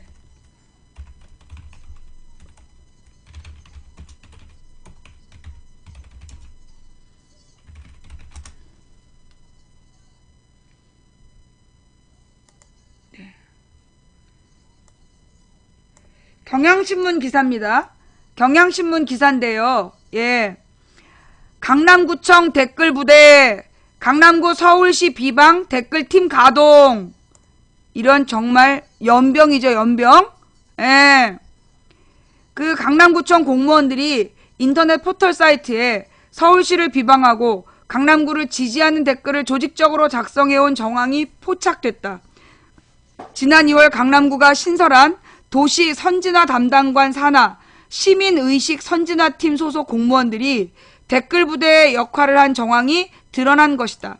경향신문이 7일 새정치민주연합 여선웅 강남구 의원과 함께 추적에 나선 결과 지난 10월부터 11월 강남구 시민의식 선진화팀 팀장 이모 씨 등이 네이버에 올라온 기사에 최소 200여 개의 댓글을 단 것으로 확인됐다. 이 씨는 아이디 뭐로 11월 30일 수서 행복주택 백지와 강남구 또다시 철회 요청이라는 제목으로 올라온 기사에 서울시가 제정신이 아닌 것 같다. 그껏 44세대 행복주택을 위해 노른자 땅에 지어야 하는지 되묻고 싶다는 댓글을 달았다. 서울시와 강남구는 구룡마을 한국전력 부지개발 제2시민청 건립에 이어 수서행복주택 건설까지 사사건건 갈등을 빚고 있다. 최근 강남구는 서울시가 수서동 727번지에 행복주택 44가구 건립을 강행하자 무분별한 계획으로 백지화돼야 한다는 입장을 공식적으로 밝혔다. 이 씨는 10월 14일 신연희 서울 강남구청장 내년 총선 출마 안 한다는 기사에는 구청장님의 진심이 묻어나는 말씀이라며 칭송했다. 유사한 제목의 다른 기사에는 말로만 소통하시는 서울시장님, 강남구청장에게 많이 배우시고 강남구민에게 사과하셔야겠어요 라는 댓글을 달았다. 이 씨가 지난 2달간 네이버에 단 댓글을 확인한 것만 60개에 달한다. 댓글이 작성된 시점은 대부분 평일 업무시간 중이었다. 윗선의 지시를 의심케 하는 대목이다. 시민의식 선진화팀 팀원 기혁씨는 11월 25일 강남구청 공무원 서울시의회 욕설 안에 갈등 비화 기사에 참으로 서울시가 개판이로구나. 자식들 보기에 부끄럽지 않냐? 라고 비난 댓글을 달았다. 다른 팀원 니은씨는 같은 기사에 아니 시의원들이 지들이 녹취록에서 욕했다는 게 드러났는데 정말 싸보인다 쯧쯧이라고 댓글을 썼다. 이 씨는 이날 경향신문과의 통화에서 개인 의지로 혼자 달았다면서 휴대폰을 사용해서 한 것으로 위에 보고한 사실도 없다라고 밝혔다. 지방공무원법에 따라 공무원은 특정 정당 또는 특정인을 지지하거나 반대하는 정치운동을 할 수 없다. 서울시나 시의회를 원색적으로 비난했기 때문에 형법상 모욕죄나 정보통신망법상 명예훼손 혐의로 처벌을 받을 수도 있다. 예. 그러니까 강남구에서, 그러니까 이제 공무원을 동원을 해가지고, 이게 지금 강남구하고 서울시하고, 강남구하고 서울시하고 계속 갈등을 부추기는 중앙 언론의 기사들이 있었단 말이야. 그죠? 중앙에서 이제 박원순에 대해서 그 강남구청하고 시장이 계속 껌껌이 부딪히고 있다. 이거를 이제 막 기사로 썼는데, 사실 이제 이 박원순에 대한 기사를, 그런 비판이 나와도 서울시에서 동의를 안 해. 서울에서는 지금 솔직히 지나가던 개도 박근혜 욕하는 분위기지, 박원순에 대해서 뭐라고 욕을 해도 믿는 사람 별로 없어요. 그러다 보니까 이제 지네들이 원하는 악플이 안 달리는 거야? 그러니까 이제 이 구청에서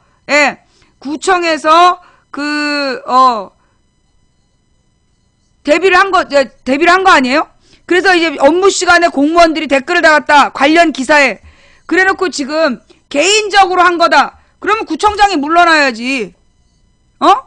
공무원들이 업무 시간에 악플 달고 앉아있는데 그걸 감독 못한 구청장이 책임지고 사퇴를 해야지. 어디서 또 개인 일탈이야. 댓글은 강남구민의 권익보호를 위한 개인 행위다? 강남구청은 경향신문의 강남구청 댓글부대 보도와 관련 기사가 적시한 댓글은 10월에서 11월에 달린 댓글로 여론몰이나 비방을 위한 것이라기보다 서울시와의 갈등이 첨예하던 시점에 담당 부서 직원으로서 서울시의 일방적인 여론몰이의 붕괴에 객관적인 사실을 전달하고. 뭐가 객관적이야? 뭐가 객관적이야? 서울시가 지랄이란도 이따위가 욕설이 무슨 객관적 사실이야. 강남 구민의 권익을 보호하고자 개인적 판단에 의해 행해졌던 것이라고 주장했다.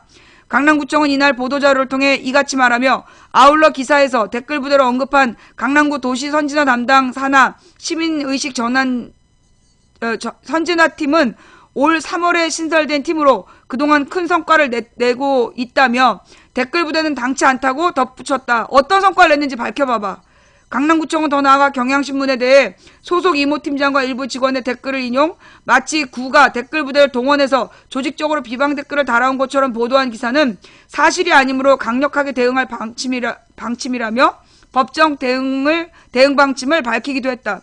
그러면 강남구 공무원이 근무 시간에 악플 단 거에 대해서 관리 감독을 못한 구청장이 책임지고 물러나. 그럼 되겠네. 강남구청 댓글부대 가동, 박원순 공무원까지 동원한 민심왜곡, 진실이 아니길. 강남구청 공무원들이 서울시를 비방하고 강남구를 옹호하는 글을 인터넷에 조직적으로 올리는 댓글부대 역할을 해온 것으로 드러나 논란이 되고 있다. 지난 2월 퇴폐업소, 성매매업소 단속을 위해 신설된 도시선진화 담당관 산하의 시민의식 선진화팀 소속 공무원들이 벌여온 활동으로 2012년 국가정보원과 국군사이버사령부 등의 댓글부대와 유사하다는 비판이 나오고 있다. 지방공무원법 57조에 따르면 공무원은 특정 정당 또는 특정인을 지지하거나 반대하는 정치운동을 할 수 없게 돼 있다. 제82조 정치운동죄에는 위반 시 3년 이하의 징역과 3년 이하의 자격정지에 처하도록 규정하고 있다. 8일 경향신문과 여선웅 새정치민주연합 강남구 의원이 추적한 결과에 따르면 지난 10월에서 11월 강남구 시민의식 선진화팀 팀장 이모 씨 등은 네이버에 올라온 기사에 최소 200개의 댓글을 달았다. 이들은 신분을 숨기고 서울시와 강남구가 충돌한 기사가 올라오면 집중적으로 댓글을 게시했다. 팀장 이모 씨는 아이디 뭐뭐뭐로 똑같은 얘기죠? 그 관련해 서울시가 수소동 727번지에 그 행복주택 44가구 건립을 추진하자 강남구는 무분별한 계획으로 백지화해야 된다는 입장을 발표한 바 있다. 이 씨는 서울시가 불법 용도 변경한 것도 모자라 서울시장 홍보용 시민층을 구축하고자 시민의 세금 15억을 사용하겠다? 서울시는 불법공화국, 불법 행위에 시민의 혈세 15억을 사용한다는 건 미친놈이나 할 행위다. 감사원은 서울시의 불법 행위에 대해 면밀하게 파악하여 엄하게 처벌해야 한다. 서울시 의회에서 누가 욕을 했는데 시의회에서 녹음된 내용을 들으면 시의원은 쥐구멍에 들어가야 될 거야. 야바위 집단들 등의 원색적 비난 댓글도 올렸다. 반면 이 씨는 신연희 구청장에 대해서는 칭송하는 글을 올렸다. 정말 10월 14일 강남구청장 내년 총선 출마 안 한다는 기사에 구청장님의 진심이 묻어나는 말씀이라고 썼다. 또 오피스텔 성매매행위 근절에 앞장서는 강남구청 공무원에게 찬사를 보내며 앞으로도 불법 행위 근절에 앞장서 주기를 바란다. 말로만 소통하는 서울시장님, 강남구청장에게 많이 배우시고 강남구민에게 사과하셔야겠어요 라고 신현희 강남구청장을 찬양하고 박원순 시장을 비난하는 글을 게시했다. 업무 중에, 업무 시간에, 응? 이 같은 형식으로 확인된 팀장 이 씨의 네이버 댓글만 60개로 같은 팀 다른 직원들의 활동이 더 드러날 경우 여론조작의 범위는 훨씬 확대될 것으로 보인다. 시민의식 선진화팀 팀원 기혁 씨도 11월 25일 강남구청 공무원 서울시의회 욕설 안에 갈등 비화 기사에서 참으로 서울시 개판이로구나. 자식들 보기에 부끄럽지 않냐? 라고 비난 댓글을 달았고 해당 기사의 다른 팀원 니은 씨도 아니 시의원들이 지들이 녹취록에서 욕했다는 게 드러났는디 정말 싸보인다 찌찌지라고 댓글을 달아 함께 여론전을 펴기로 했다. 근무 시간에. 같은 팀원들이. 그런데 이게 개인적인 일탈이야? 그러면 그런 팀장을 만들어서 팀원들이 이따위 짓을 하는 걸 그냥 두고 본 구청장이 책임을 져야겠네. 이 같은 활동에 대해 팀장은 개인의 의지로 혼자 달았다면서 휴대폰 등을 사용해서 한 것으로 위에 보고한 사실도 없다고 밝혔다고 경향신문은 보도했다.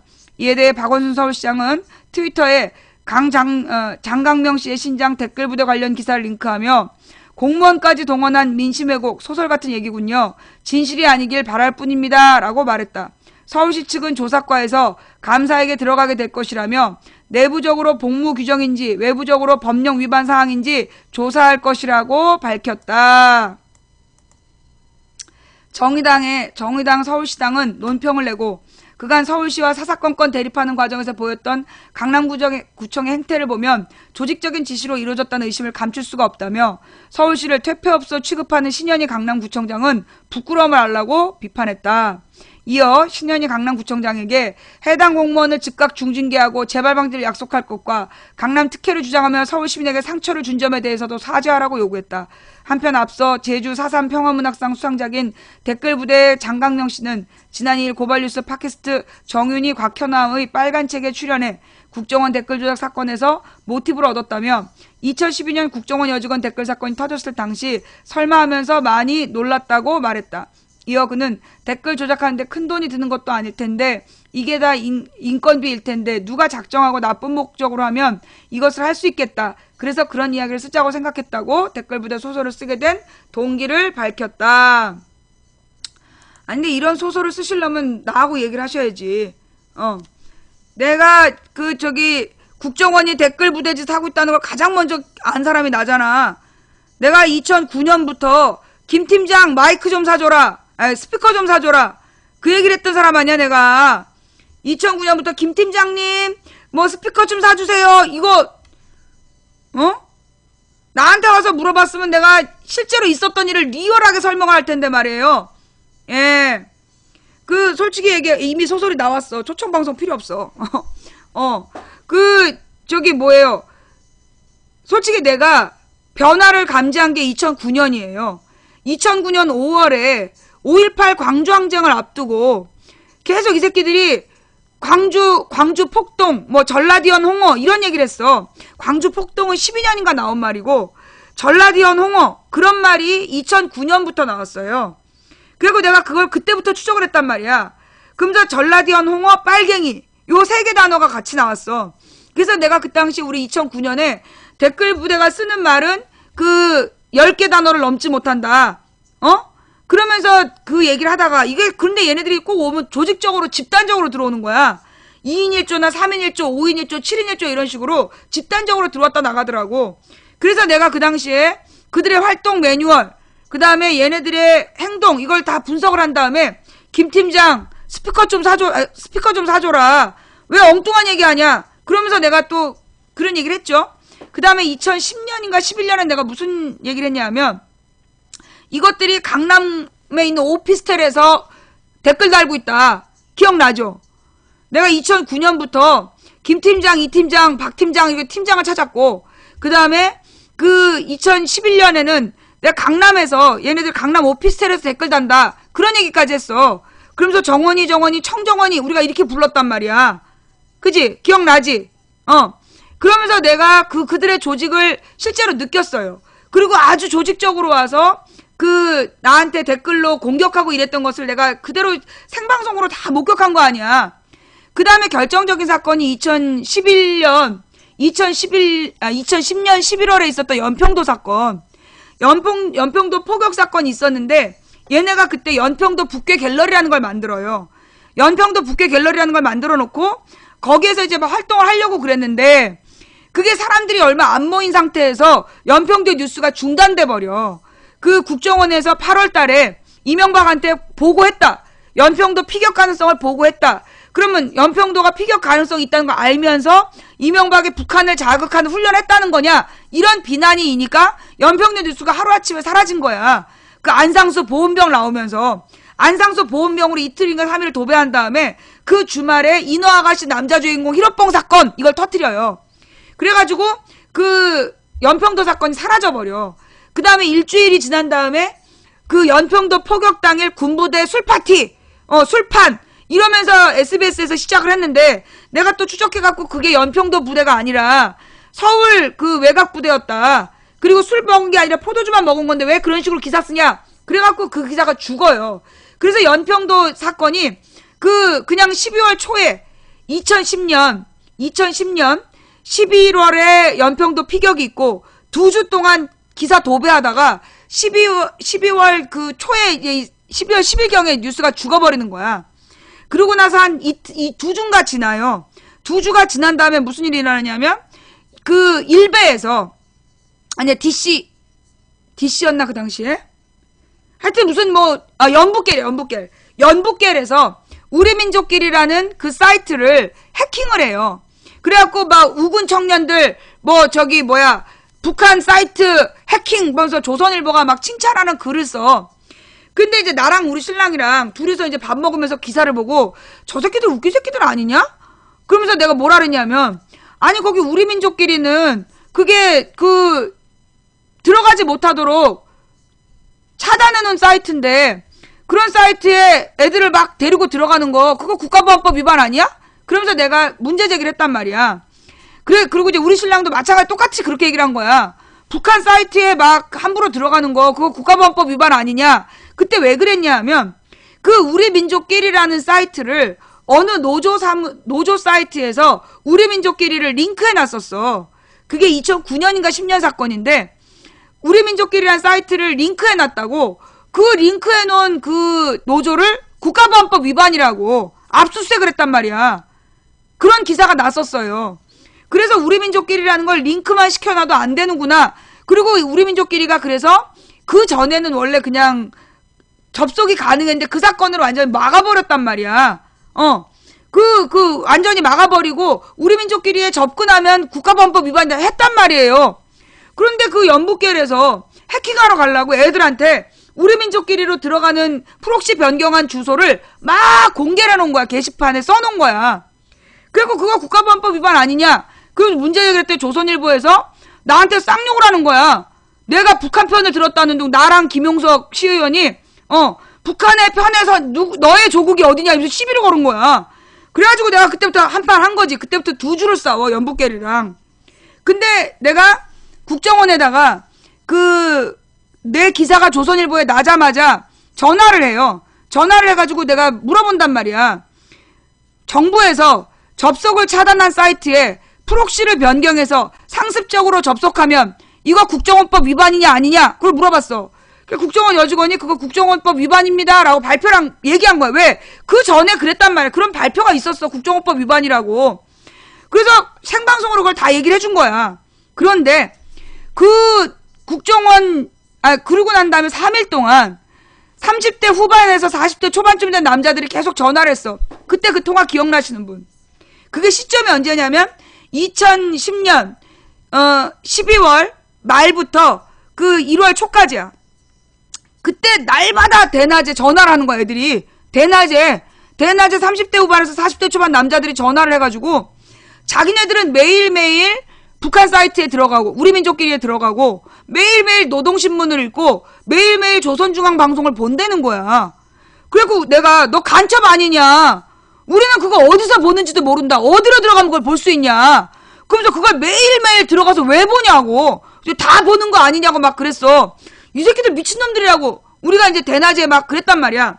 근데 이 새끼들이 계속 주장한 게 뭐냐면 국정원에 다시 전화해보라는 거야. 내가 국정원에 전화해서 국가보안법 위반이란 얘기를 여직원이 얘기하는 걸 들려줬잖아. 근데 3일 동안 계속 나한테 다시 전화해보라는 거야. 그리고 내가 감을 챘지. 아, 이것들이 지금 답변을 달리 하라고 지시해놓고 나한테 전화 다시 하라고 시키는구나. 3일 동안 일부러 시간 질질 끌어. 그리고 이제 3일 동안 막 계속 전화해라 이런 거야. 그러니까 이제 내가 그래서 3일 만에 딱 전화를 해. 그러니까 똑같이 질문했는데 국정원 여직원이 그거는 자기 선에서 답변할 수 없다 이런 거야. 그러니까 이제 이놈들이 거봐라 하면서 크크크면서 막 좋아하는 거야. 그래서 전화를 딱 끊으면서 물어봤지. 준비된 질문. 너네 내가 국정원에 전화하면 답변이 바뀔 거라는 거 어떻게 알았어? 그 순간 싸해지면서 크크족이 싹 도망갔잖아. 내가 그 순간 걔네들한테 질문한 게 너네 내가 국정원에다가 전화하면 답변이 바뀔 거라는 거 니네 어떻게 알았어? 결국 국정원의 내부 지침을 아는 애들이 나한테 전화를 한 거야. 국정원 직원이거나 혹은 민간인 조력자들이거나. 그 당시 댓글 부대가 운영되고 있었고 그 댓글 부대 애들이 나한테 전화를 했던 거라고 난 생각해.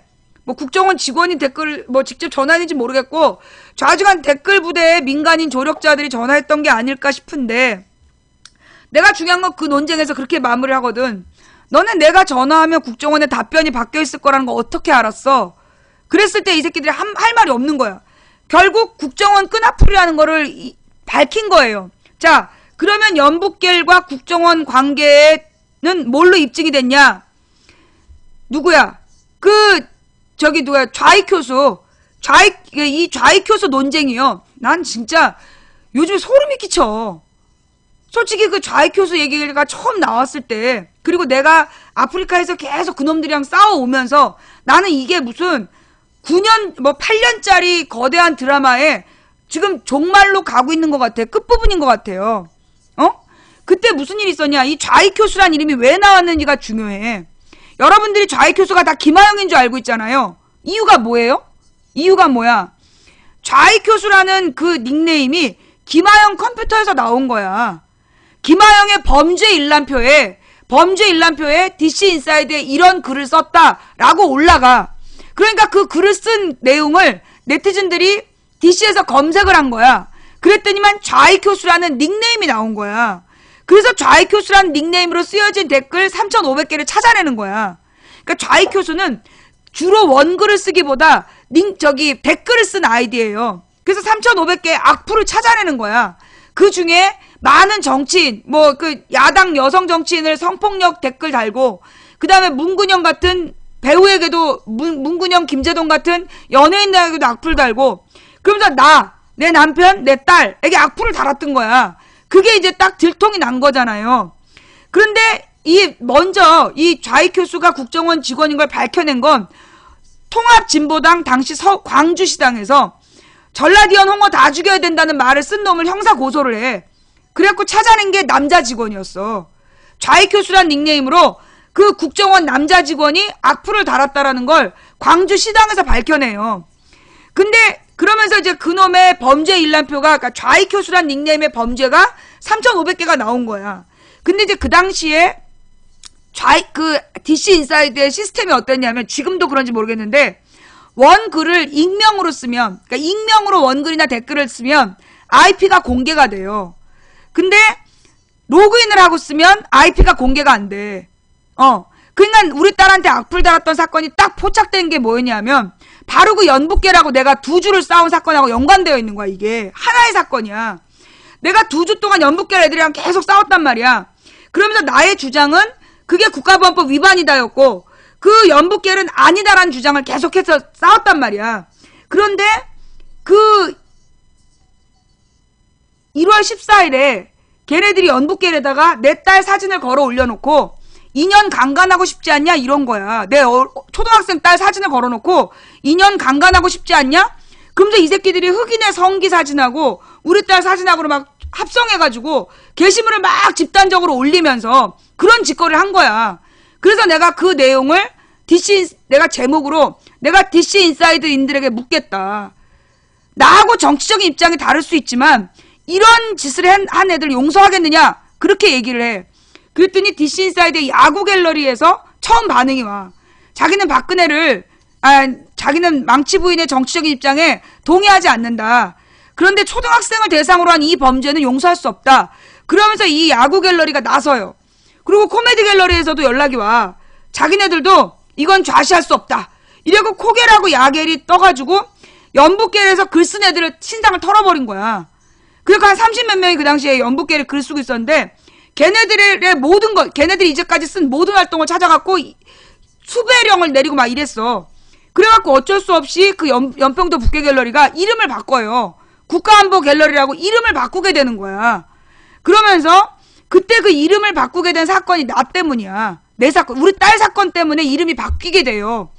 그러면서 그때 1월 15일은 2011년 1월 15일 좌익교수 그 댓글은 그때 아무도 연북계에서 감히 내 이름을 쓰지 못했어.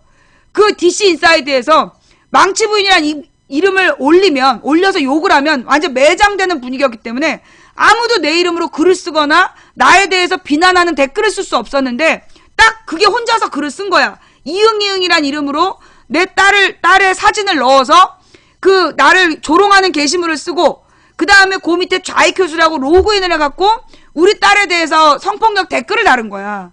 근데 그게 DC인들한테 캡처가 된 거지. 그게 좌익교수 범죄로 이제 나오게 된 거예요.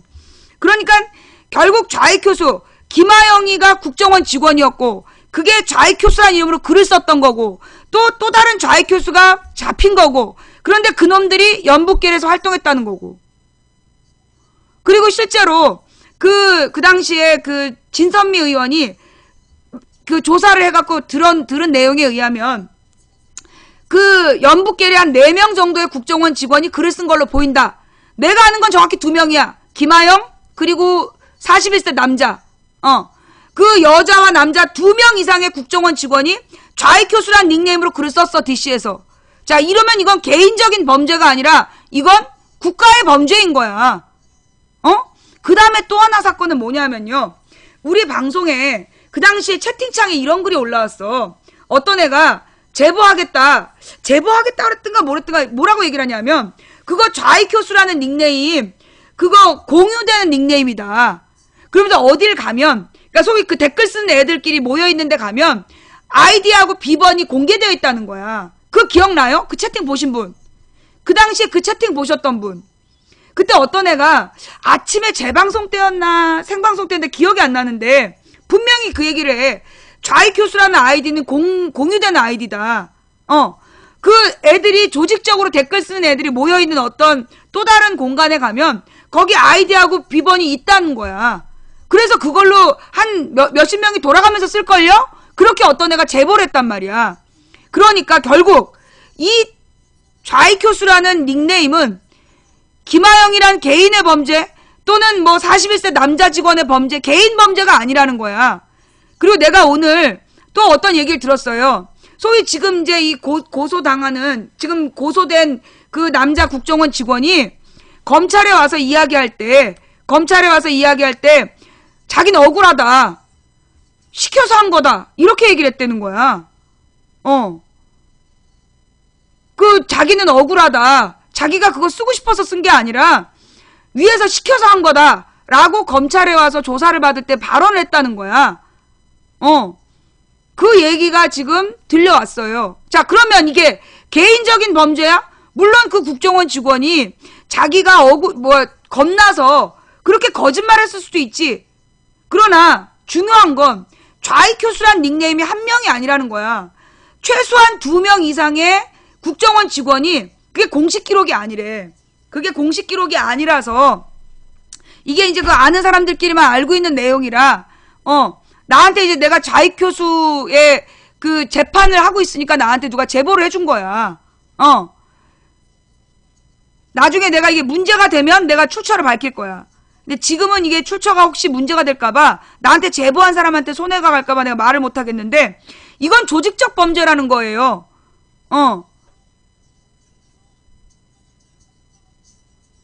예. 자, 그래서 지금 이 그 국정원 댓글 사건이 자, 여러분, 그러면서 지금 사람들은, 기자들은 나에게 뭐라고 묻느냐 하면 좌익교수를 어떻게 할 거냐라고 자꾸 물어요. 나한테 좌익교수를 만나면 뭘 하고 싶냐, 뭘 묻고 싶냐 이런 걸 물어. 근데 솔직히 나는 어떤 생각이 드느냐, 나는 그 좌익교수 개인에겐 관심이 없어요. 난 내가 좌익교수를 신고했던 이유는 좌익교수가 국정원 직원이라는 걸 밝히기 위해서였어. 좌익교수 하나를 처벌하는 게 목적이 아니었어. 뭐가 목적이야? 그런 짓거리를 시킨 놈들, 조직적으로 그런 짓을 방조한 새끼들, 그들을 치는 게 내 목적이었지. 좌익교수 그 개인 처벌해서 뭐가 남아? 여러분,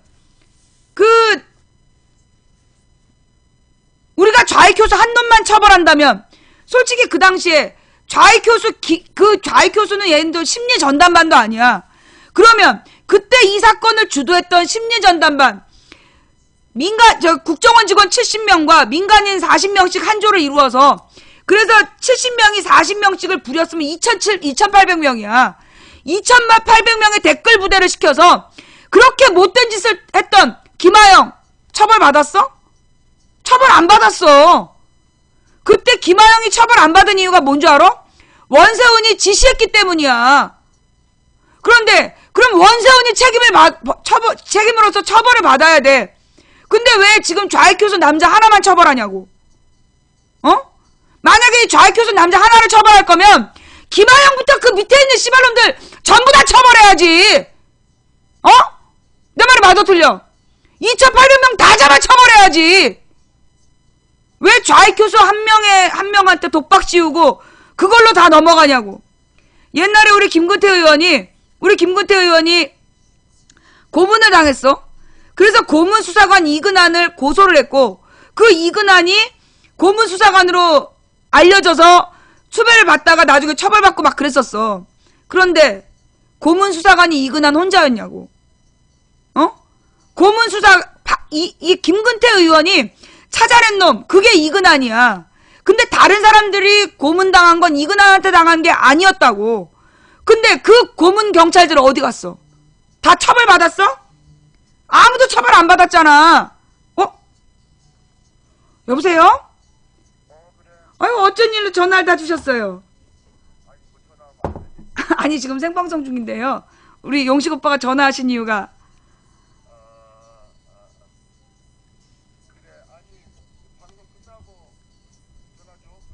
아, 뭐, 지금 뭐, 우리 시청자들한테 혹시 잠깐 인사 말씀 안 하실래요?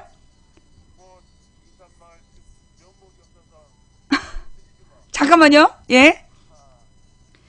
여보세요? 예, 여보세요? 네, 본인 소개 부탁드립니다. 예, 저는 새정치 덕양을 지역위원장 겸, 그리고 중앙당의 디지털 소통위원장 맡고 있는 문용식이라고 합니다. 우리 망치부인 시청자 여러분 반갑습니다. 네, 우리 문용식 위원장님 반갑습니다. 예.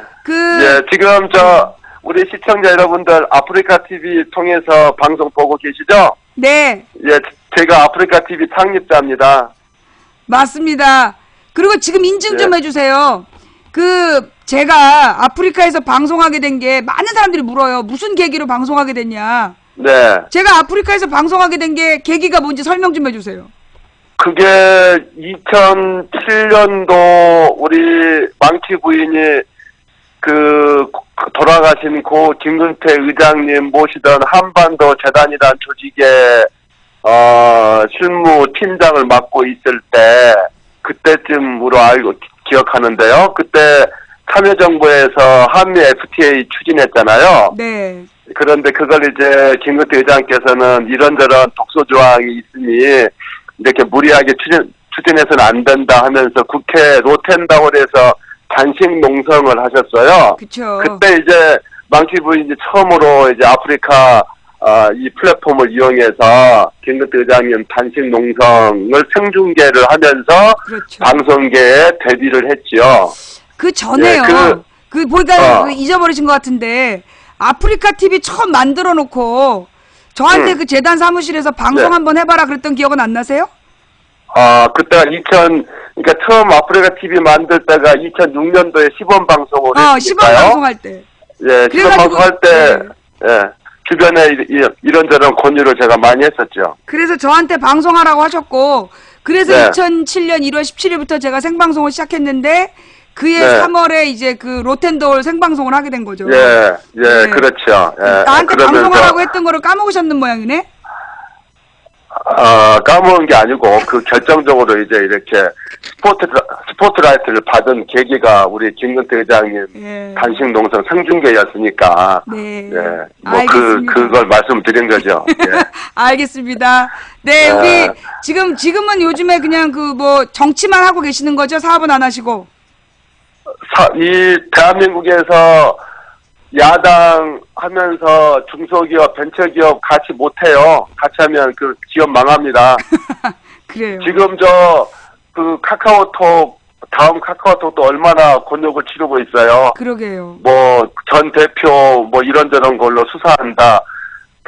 카카오톡을 통해서 하루에 수십억 건의 메시지가 오고 가는데, 그 안에 있는 어떤 파일, 무슨 음란 파일, 이런 전송을 못 막았다고 이석우 전 대표를 지금 입건한 거 아니에요? 재판받으라고? 옛날에 문용식 대표님도 대표님 시절에 그렇게 구속됐었던 거잖아요. 제가 그때 촛불 집회 생중계로 미운털이 박혀서 그러니까 저작권 침해 명목으로 저도 구속이 한 번 됐었고요. 그러니까. 한 달 반 구속이 됐었고, 그거 말고도 이런저런 무슨 인터넷 서비스를 하다 보니까, 이 아프리카든, 그리고 웹 스토리지 서비스든, 그걸 통해서 수많은 파일들, 자료들이 오고 가는데, 그걸 다 단속을 못했다는 그런 꼬투리를 삼아가지고 그래요. 이런저런 이렇게 괴롭힘을 많이 당했죠. 그래요. 사실 그럴 때마다 참 용식 오빠에게 제가 얼마나 미안했는지 저 때문에 고초를 당하신다라고 제가 진짜 그 은혜를 잊지 못하고 있고요. 정말 이 시간을 빌어서 그동안 고초 겪느라고 고생하셨다는 말씀 다시 한번 전합니다. 그래요. 우리 그 아프리카 플랫폼을 통해서 망치 부인께서 독보적인 정치 시사 방송을 해 주어서 그 플랫폼을 만든 사람으로서 고맙고요. 제가 시청자 여러분께 조만간에 한번 그 방송에 나가서 이런저런 진행 상황 말씀도 드리고 보고 말씀도 드리고. 그러게요. 좀 한번 오세요. 내가 진짜 이번에 오시면 절대 내가 먹을 거 안 드릴 테니까 놀러 오세요. 정당법이 개정이 되어서 예.